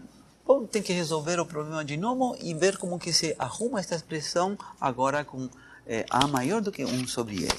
Então, a resposta é que vai ter um formato como este que está aqui em cima, só com umas constantes redefinidas, tá? Então, vai aparecer que x2 ao quadrado vai ser 1 sobre o mesmo azinho que a gente encontrou no primeiro caso, mas o bzinho vai mudar, eu vou chamar ele de c, tá? Vai ter o termo x1 ao quadrado, que a gente tinha aqui em cima, também vamos ter x1 menos a, né? E aqui a gente tinha b menos x1, aqui desta vez vai ficar x1 mais czinho. Então, escrevo aqui, o azinho vai ser o mesmo que a gente tinha no caso anterior, 1 dividido por 1 sobre L mais a, e o czinho, né, é o que está escrito aqui com o sinal trocado. Czinho igual a 1 dividido por A maiúsculo menos 1 sobre L. Né? Onde, por causa de estarmos considerando A maiúsculo maior do que 1 sobre L, este denominador é positivo. Né? Mas então esta é a outra expressão. Então, no plano x1, x2, né, você pode, aparecem três tipos de curva e uma curva limite, né, que é aquela que se reduz a um ponto.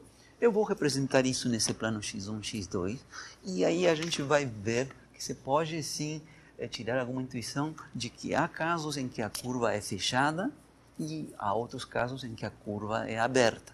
Isso significaria que a trajetória do planeta, em casos, é aberta, como é o caso de uma parábola, uma hipérbole, né, no caso de um astro, né, e outros em que é fechada, que seria o caso de uma elipse, ou o caso limite de uma circunferência. Tá?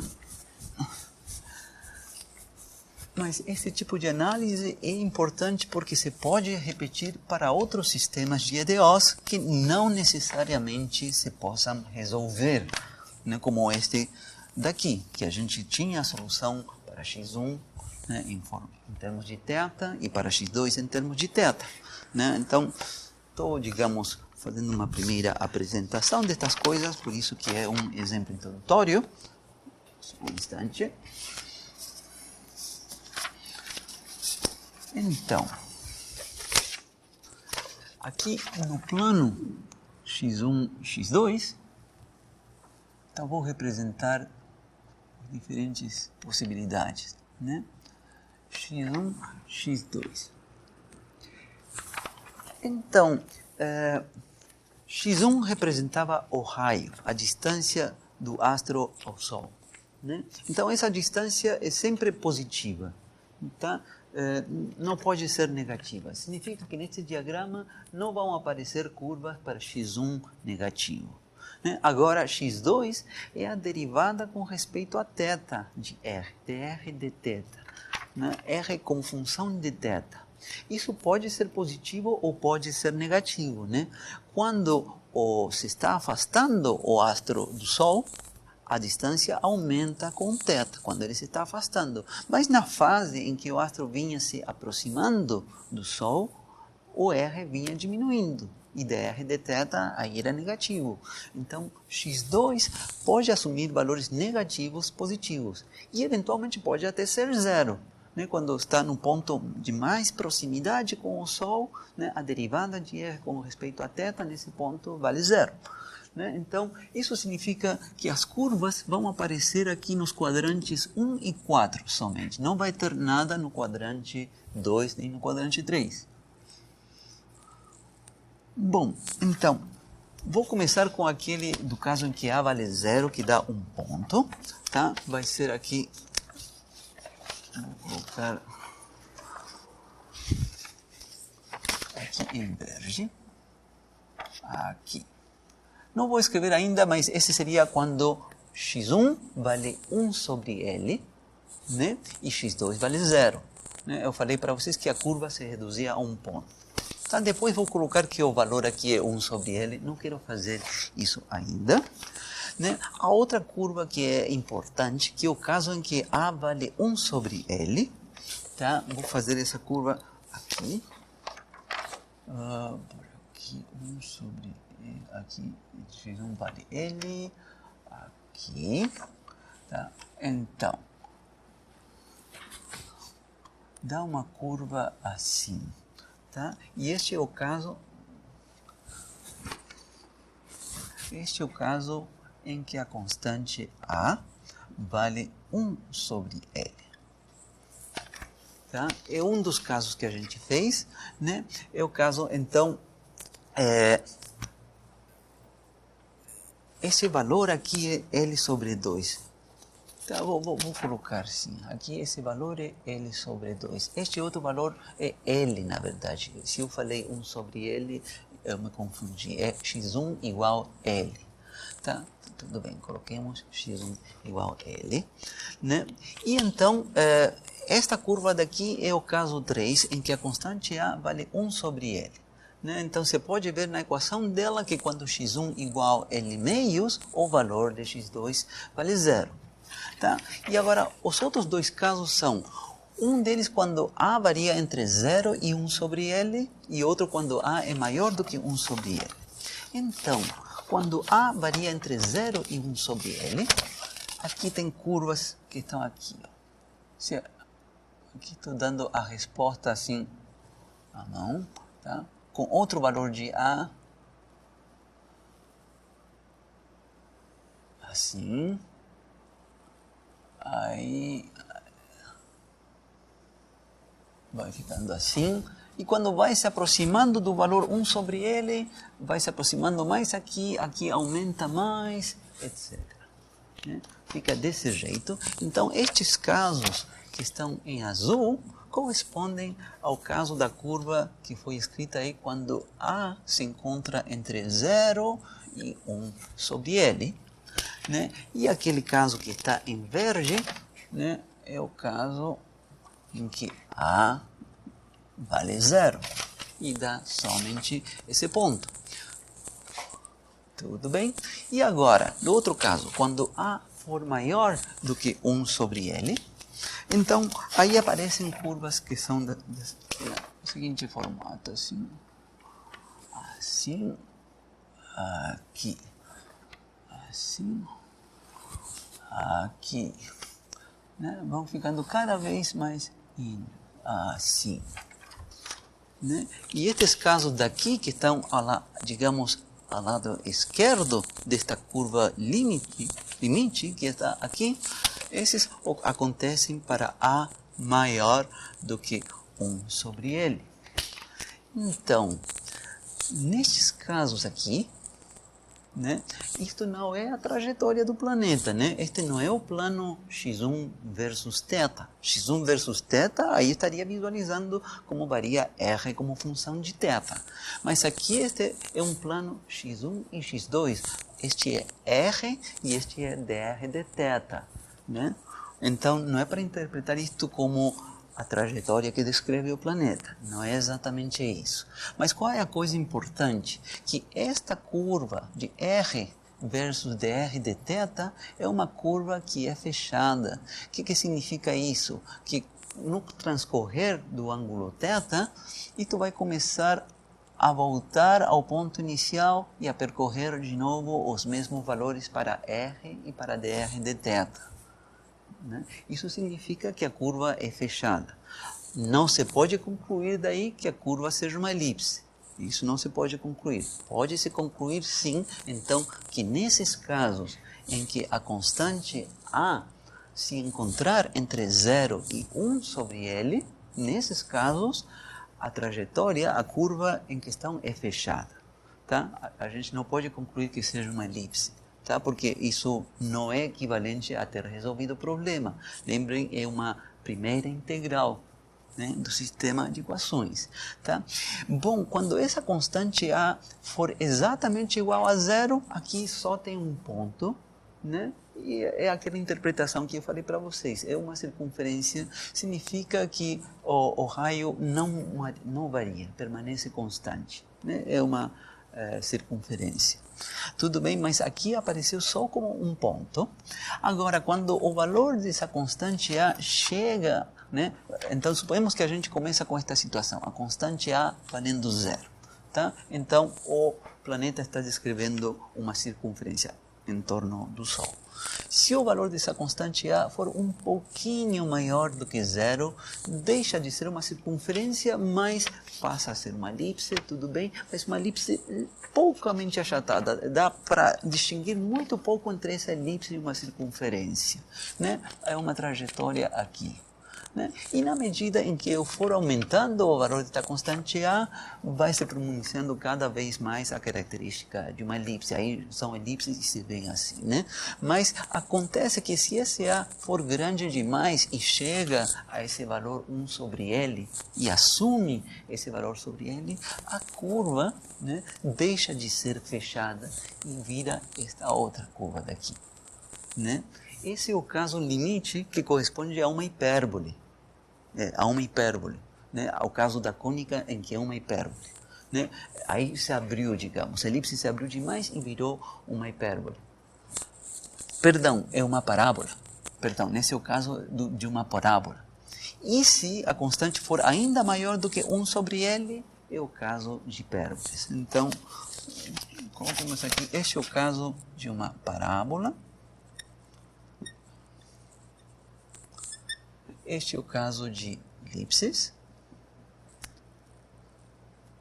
E este outro é o caso de hipérboles. Tá? Repito mais uma vez que só com as equações daí que a gente obteve aí não dá para saber que são estas curvas, né? Dá para saber sim que se trata aqui de curvas que são fechadas, mas a partir deste valor em diante são curvas abertas. Essa é a parte que se pode concluir. Bom, este tipo de diagrama, né, vai ser importante para a gente, neste capítulo como um todo. Vai ser importante porque o que vai acontecer na maior parte dos casos é que o nosso sistema de equações diferenciais, ou mesmo sendo uma equação de segunda ordem, né, não linear, não vai ser possível de ser resolvida. Então, a gente vai ter que apelar, né, a que tão longe a gente consegue chegar analiticamente, fazendo os cálculos com caneta e papel. Então, nem sempre vamos poder chegar, e isso é o que vai acontecer na maioria dos casos, nem sempre a gente vai poder chegar na solução explícita para x1 em termos de θ e x2 em termos de θ, como a gente fez aqui. Mas, em muitos casos, vai ser possível de chegar a um diagrama deste tipo que dá informações da solução. Não é a solução do problema, é a metade do caminho, porque é uma primeira integração das equações de movimento.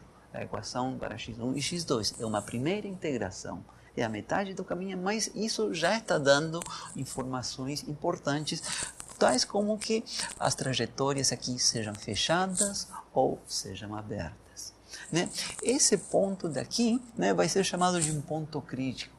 A gente vai formalizar estas coisas, mas estou antecipando o tipo de dia que vai aparecer. Esse vai ser um ponto crítico. E neste contexto vai ser chamado um ponto crítico estável. O que significa isso, né? A gente está vendo que aqui é uma trajetória fechada, esse tipo de coisa. É estável no sentido de que se a gente mudar um pouquinho o valor dessa constante A de zero, né, a curva vai continuar perto desse valor L, não vai mudar muito, né? E o que acontece numa situação de equilíbrio estável em termos gerais, né? Tem um sistema em posição de equilíbrio, se está em um equilíbrio estável significa que a gente dá um peteleco nesse sistema, ele oscila, mas permanece assim. Mas há outras situações de equilíbrio que são equilíbrio instável, em que a gente tem um sistema em equilíbrio, mas se der uma empurradinha, sai desse ponto e não retorna mais. Essas são situações de equilíbrio instável, né? Então, a gente vai adotar essas gírias aqui nas EDOs, né? Essa vai ser chamada uma solução de equilíbrio e vai ser chamada de uma solução de equilíbrio estável. Tá? Mas não nos preocupemos ainda, porque é a primeira vez que estou apresentando isto, ainda tenho mais 2 exemplos para ver e depois a gente vai formalizando as coisas. Este plano das variáveis x1 e x2, onde aparecem estas curvas, vai ser chamado plano de fase. E este diagrama que eu fiz aqui, né, vai ser chamado de retrato de fase. Né? O retrato de fase vai ser este diagrama e ainda eu tenho que especificar umas setinhas em que sentido estão sendo percorridas as curvas. Neste sentido ou no sentido contrário. Tá? Eu não vou ver isso neste exemplo.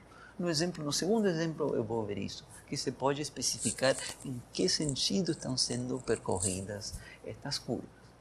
Bom, esta é uma primeira apresentação, uma primeira familiaridade, um primeiro encontro com este plano de fase, este retrato de fase. Tá? Vamos ver agora um segundo exemplo de uma EDO não linear que também vocês vão ter encontrado por aí.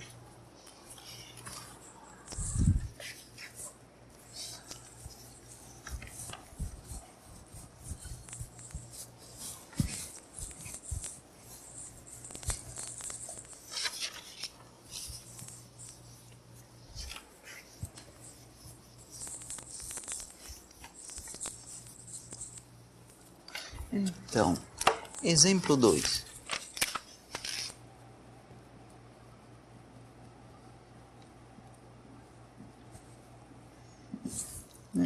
Vamos ver aqui o movimento de um pêndulo simples.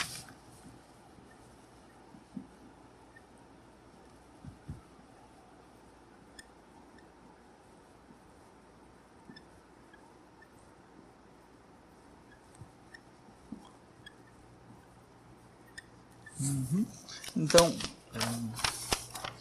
deixamos isso aqui.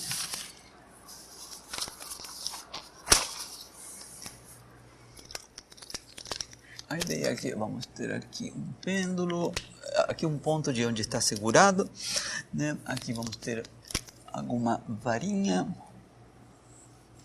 né? Aqui vai estar a massinha em questão. Aqui vai estar um eixo imaginário vertical.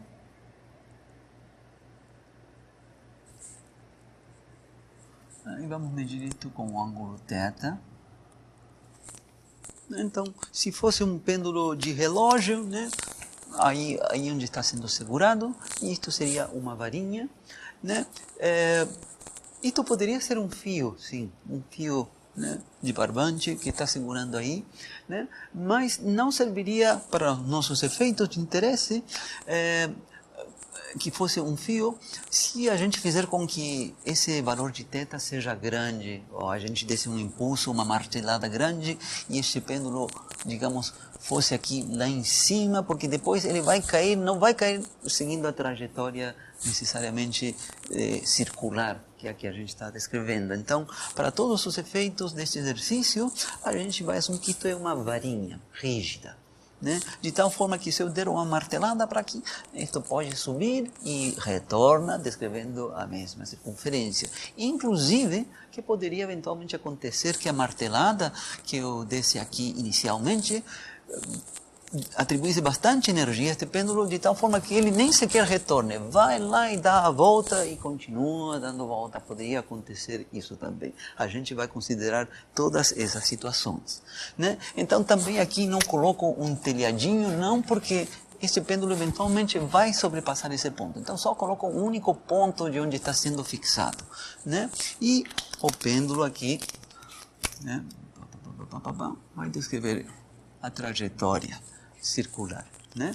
Tudo bem. Então, um dado que a gente precisa, sim, é do comprimento dessa varinha, né? Então, eu não vou dar os detalhes, né? Mas você pode fazer uma análise das forças que estão agindo neste sistema, né? A tensão, né, que segura essa varinha, com que segura esta massa, o peso dela. Então, vai aparecer o peso, precisamente por causa da presença da gravitação, é que este pêndulo oscila, né?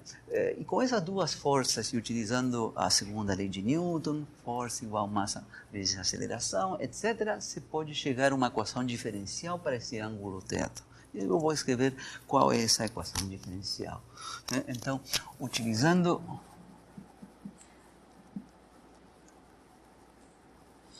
a segunda lei de Newton, né? O somatório das forças, né, que agem no corpo é igual à massa vezes a aceleração do corpo, né? Pode-se chegar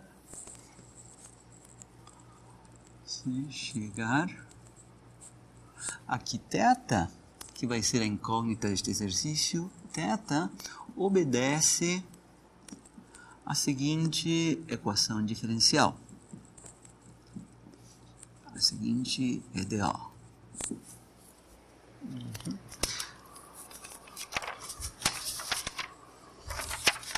Segunda derivada de θ com respeito ao tempo t, né, é igual a menos g sobre L. Aí aparece o comprimento da varinha e o g é aquele da aceleração gravitacional, ou 9,8 metros por segundo ao quadrado. Isso vezes o seno do ângulo. Né? Então, eu vou começar de novo a numeração das equações a partir de 1 aqui, porque se trata de um outro exemplo. Tá? Então, esta seria nossa primeira equação, nossa equação de partida. Né? À primeira vista chama a atenção que não apareceu a massa aqui, né? Porque em princípio é para a gente especificar qual é a massa deste pêndulo, né? Mas acabou não aparecendo. Bom, há situações em que acontece isso, situações em que tipicamente não é levado em conta o atrito do corpo com o ar, né? Então, se não estiver presente atrito do pêndulo com o ar, a massa some aqui da equação. Em princípio, aparece massa do lado esquerdo e massa do lado direito e some. Então, significa que se não houver atrito, pode ser muito pesado ou muito leve este corpo e a equação vai ser a mesma, se não houver atrito com o ar. Já quando há atrito, aí aparece sim a massa, não tem como cancelar ela. Tudo bem. Agora, do ponto de vista das equações diferenciais, que é o que interessa a gente. Esta é uma equação diferencial de segunda ordem, que é não linear. Né? Então, mais uma vez, a gente está vendo neste capítulo EDOs não lineares e a estabilidade. Eu dei uma primeira pincelada da estabilidade no exemplo, na parte final do exemplo anterior. A gente vai gradualmente se aproximar disso. Né? Então, esta é uma EDO não linear. Né? Para a incógnita θ. Por que é não linear? É por causa de que aqui aparece o seno da incógnita, seno de θ, seno da incógnita. Né? Para que fosse linear esta equação diferencial, né, aqui só teria que aparecer θ, e aí seria sim possível.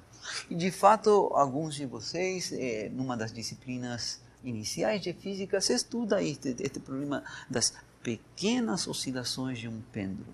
Né? Se as oscilações forem pequenas, aqui com um ângulo pequeno, né? Nesse caso é válido aproximar o seno do ângulo medido em radianos pelo próprio ângulo. Seno de θ, nesse caso, você pode aproximar por θ, e nesse caso fica uma equação diferencial linear que você pode resolver e dar um movimento harmônico simples, né? E você pode encontrar o período das pequenas oscilações. Você pode encontrar isso, é um belo exercício. Mas se as oscilações deixarem de ser pequenas, e esse é o caso que a gente está querendo analisar aqui, né? Por dar um exemplo, a gente coloca o pêndulo em posição horizontal aqui e solta ele, e ele começa a oscilar.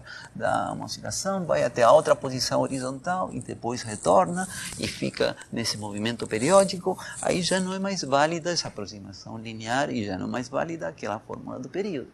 Né? Então, esse tipo de situações a gente está querendo considerar aqui. Né? Então, o problema completo, né?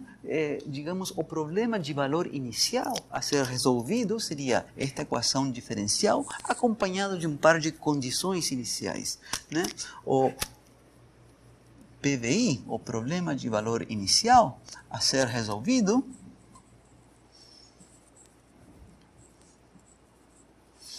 vem dado por...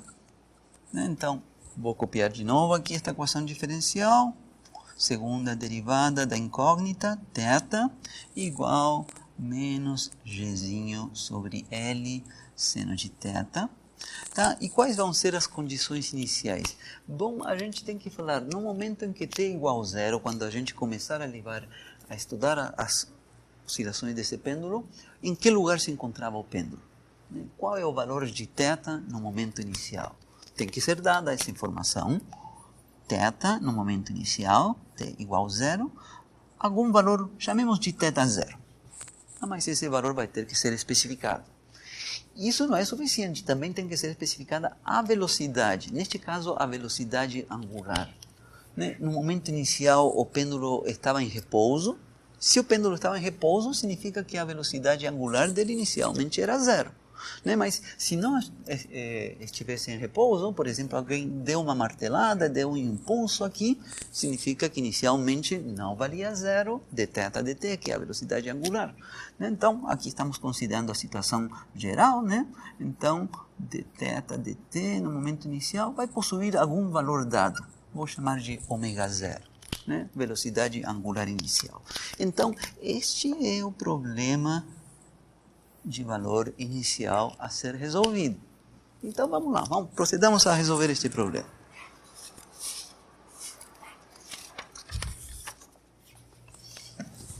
É um problema não linear.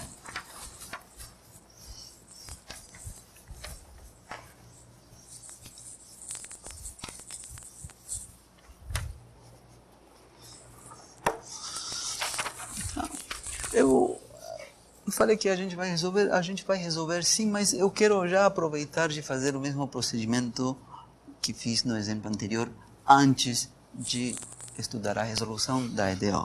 Qual é o procedimento? De achar um análogo disto em termos de um sistema de EDOs. Montar isto como um sistema de EDOs para duas incógnitas x1 e x2.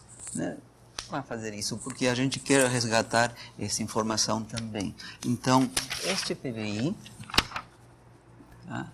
Este PVI pode ser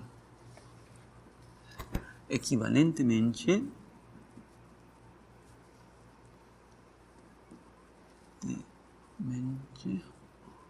formulado como um PVI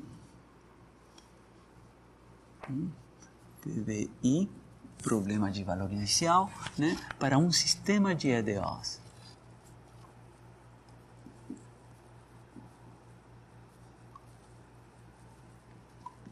Então, vou escrever aqui o PVI, mas qual foi a receita que a gente seguiu no caso anterior? No caso do movimento planetário, a incógnita que era R, a gente chamou de x1, e aqui a incógnita que é θ, vou chamar ela de x1, e introduzo uma variável auxiliar, uma incógnita auxiliar, x2, que vai ser a derivada de x1 dt. Então, vai ficar assim, vai ficar aqui dx1 dt igual a x2, eu já reexamino isto para a gente se convencer de que é a mesma equação diferencial reescrita num formato de um sistema de EDOs, tá? dx2 dt igual menos g sobre L seno de x1, tá? E acompanhado de duas condições iniciais. Então, o que eu falei para vocês, x1 vai corresponder à variável θ. Então, uma condição inicial era θ em t igual a zero, e aqui vai ser x1 em t igual a zero, e a condição inicial era que assumisse algum valor dado θ0, que tinha que ser fornecida em que lugar se encontrava o pêndulo inicialmente. x1 é a variável θ. x2 é dθ dt. Então, x2 em t igual a zero vai ser a segunda condição inicial, a velocidade angular, que inicialmente deve possuir um valor ω0. Então,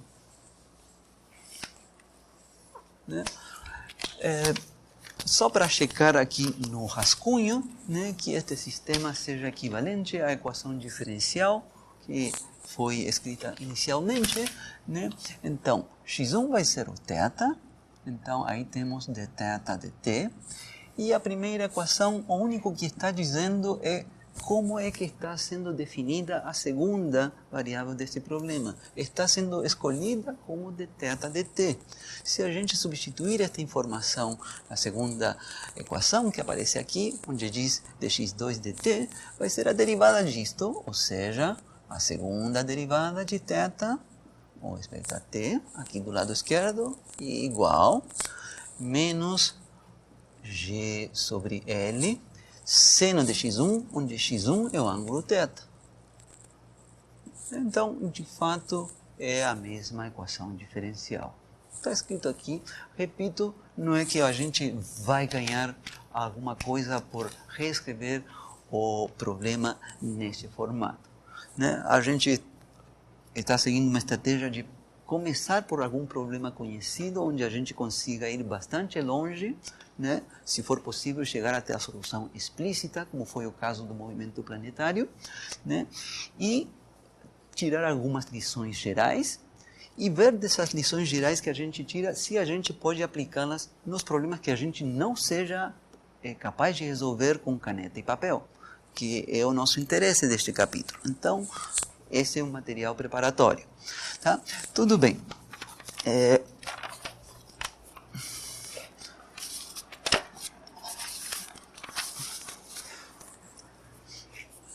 Então, vou resolver então a equação diferencial. Tá? Só vou manter aqui, vejamos, colocar alguns números. Aqui vou colocar aqui antes, onde tinha a equação diferencial, vou ter que retornar. Não tinha colocado o número, por favor, coloquem aqui. Tá? A equação de... Ah, não, perdão. Bom, já coloquei um 2. Um 2 é onde está aqui o PVI, que é a equação diferencial junto com o par de condições iniciais. E agora voltemos aqui onde está o sistema. Agora temos um sistema assim aqui, então esta primeira equação seria 3.1 e esta segunda equação 3.2. Então este foi um parêntese só para reescrever a equação diferencial neste formato de sistema de EDOs. Tá? Mas agora eu vou resolver a equação diferencial.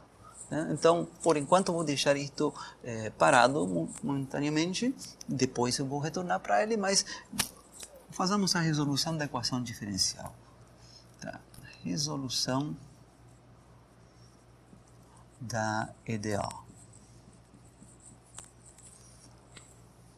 A EDO é aquela que está em 1. Né? Vou escrevê-la aqui de novo como d de θ. Aparecia a segunda derivada do lado esquerdo, né? Estou escrevendo isso como d de θ de dθ dt, né? Tá? Igual menos g sobre L seno de θ. Então, na primeira disciplina de EDO, em EDO1, né, se vê uma estratégia para abordar a resolução de EDOs de segunda ordem. Tá? Quando, no caso, não é sempre possível, mas nos casos, por exemplo, em que está ausente a variável independente ou a variável dependente, etc. Se vê uma estratégia. Tá? E isso é o que eu vou fazer aqui, seguir a receita que é indicada lá. Tá? Bom, a receita que é indicada lá é o seguinte, por enquanto chamemos isto de θ ponto, tá? E então, no lado esquerdo eu tenho a derivada com respeito a t de θ ponto, né? Igual menos L sobre t. Então, regra da cadeia. Se utilizarmos regra da cadeia,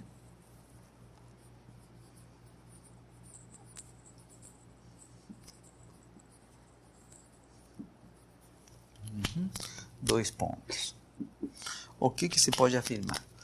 A regra da cadeia nos diz que a gente pode escrever isso como d de θ do θ ponto vezes dθ dt.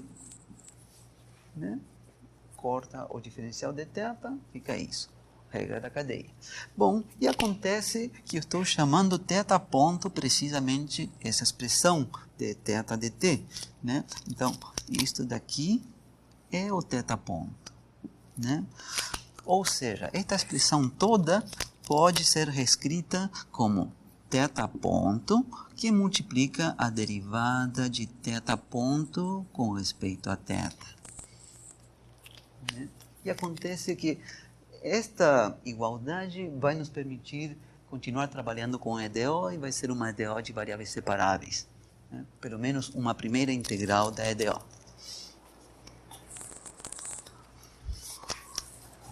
Okay.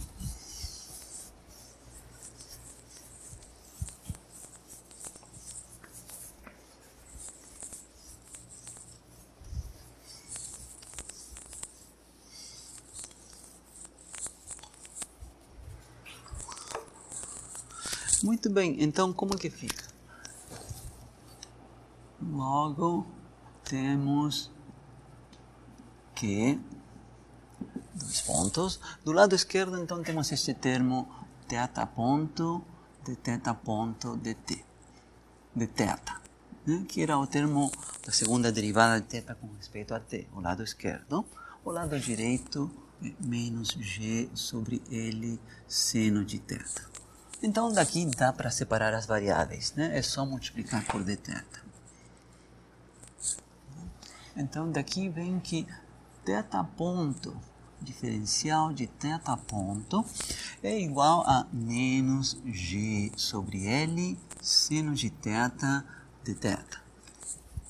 Né? Variáveis separáveis, e agora a gente integra nos dois lados. Integramos nos dois lados. Então, do lado esquerdo vem a integral indefinida de θ ponto, de θ ponto. Do lado direito podemos colocar a constante em evidência, menos g sobre L, integral do seno de θ de θ. E se a gente for calcular com integral indefinida, né? Mas a gente pode inserir já a informação da condição inicial, né? Há um valor de θ para o qual a gente conhece o valor de θ ponto. Θ ponto é a derivada de θ com respeito a t. E esse é o ponto inicial, no momento inicial. Quando t é igual a zero, o valor de θ é aquele valor θ0. A posição em que foi colocado o pêndulo inicialmente. E θ ponto, que é a velocidade angular, inicialmente possui um valor ω0. Então, aqui colocamos como limite superior θ ponto, e aqui θ. Então, a graça de inserir essas condições aí nos limites de integração é que já vai determinar de forma automática o que seriam as constantes arbitrárias que a gente teria que determinar posteriormente. E aqui não é necessário fazer isso. Então, a primitiva do lado esquerdo é 1/2 de θ ponto ao quadrado, para ser avaliado em θ ponto, ω0, igual, e do lado esquerdo a primitiva de seno é menos cosseno. Né? Então, com esse menos vai dar mais, então vai ficar g sobre L cosseno de θ, para ser avaliado em θ0 e em θ. Então, aqui vai ficar 1/2 de θ ponto ao quadrado menos ω0 ao quadrado, igual, e do lado direito, g sobre L, e aqui vem cosseno de θ menos cosseno de θ0. Então, ótimo. É uma primeira integral. A gente aqui teria que isolar ainda θ ponto, né, para integrar posteriormente. Né? Então, continuamos fazendo isso. Vou multiplicar aqui por 2. Antes de fazer isso, eu gostaria de mostrar uma coisa aqui. Vejamos, eu gostaria de mostrar que a gente pode escrever esta expressão da seguinte forma, como 1/2 θ ponto ao quadrado. Este termo que depende de θ, vou colocar aqui, vai ficar como menos g sobre L cosseno de θ. Este termo que era menos 1/2 ω0 ao quadrado, coloco ele do lado direito. 1/2 ω0 ao quadrado. E ainda com... eu falei que aqui menos cosseno de θ, aqui menos g sobre L cosseno de θ0. Qual é a graça do que eu fiz aqui? A graça do que eu fiz aqui é que do lado esquerdo aparece a variável θ e também a derivada dela com respeito a θ, θ ponto. Mas do lado direito aparecem coisas que são constantes, ω0 ao quadrado, cosseno de θ0. Então, a expressão que está do lado direito é constante e está significando que esta expressão de θ e θ ponto é uma constante de movimento. E de fato, se eu tivesse levado em conta aqui a massa, se eu colocar a massa, mas podemos pensar que a massa vale 1, isso seria a energia mecânica do pêndulo. É uma contribuição, é uma soma de uma contribuição que é a energia cinética mais a energia potencial. Então, essa é uma constante de movimento. Lembram que no exercício anterior do movimento planetário apareceu também uma constante, não se via lá tão claro como um termo de energia cinética, com outro termo de energia potencial, mas era uma constante de movimento.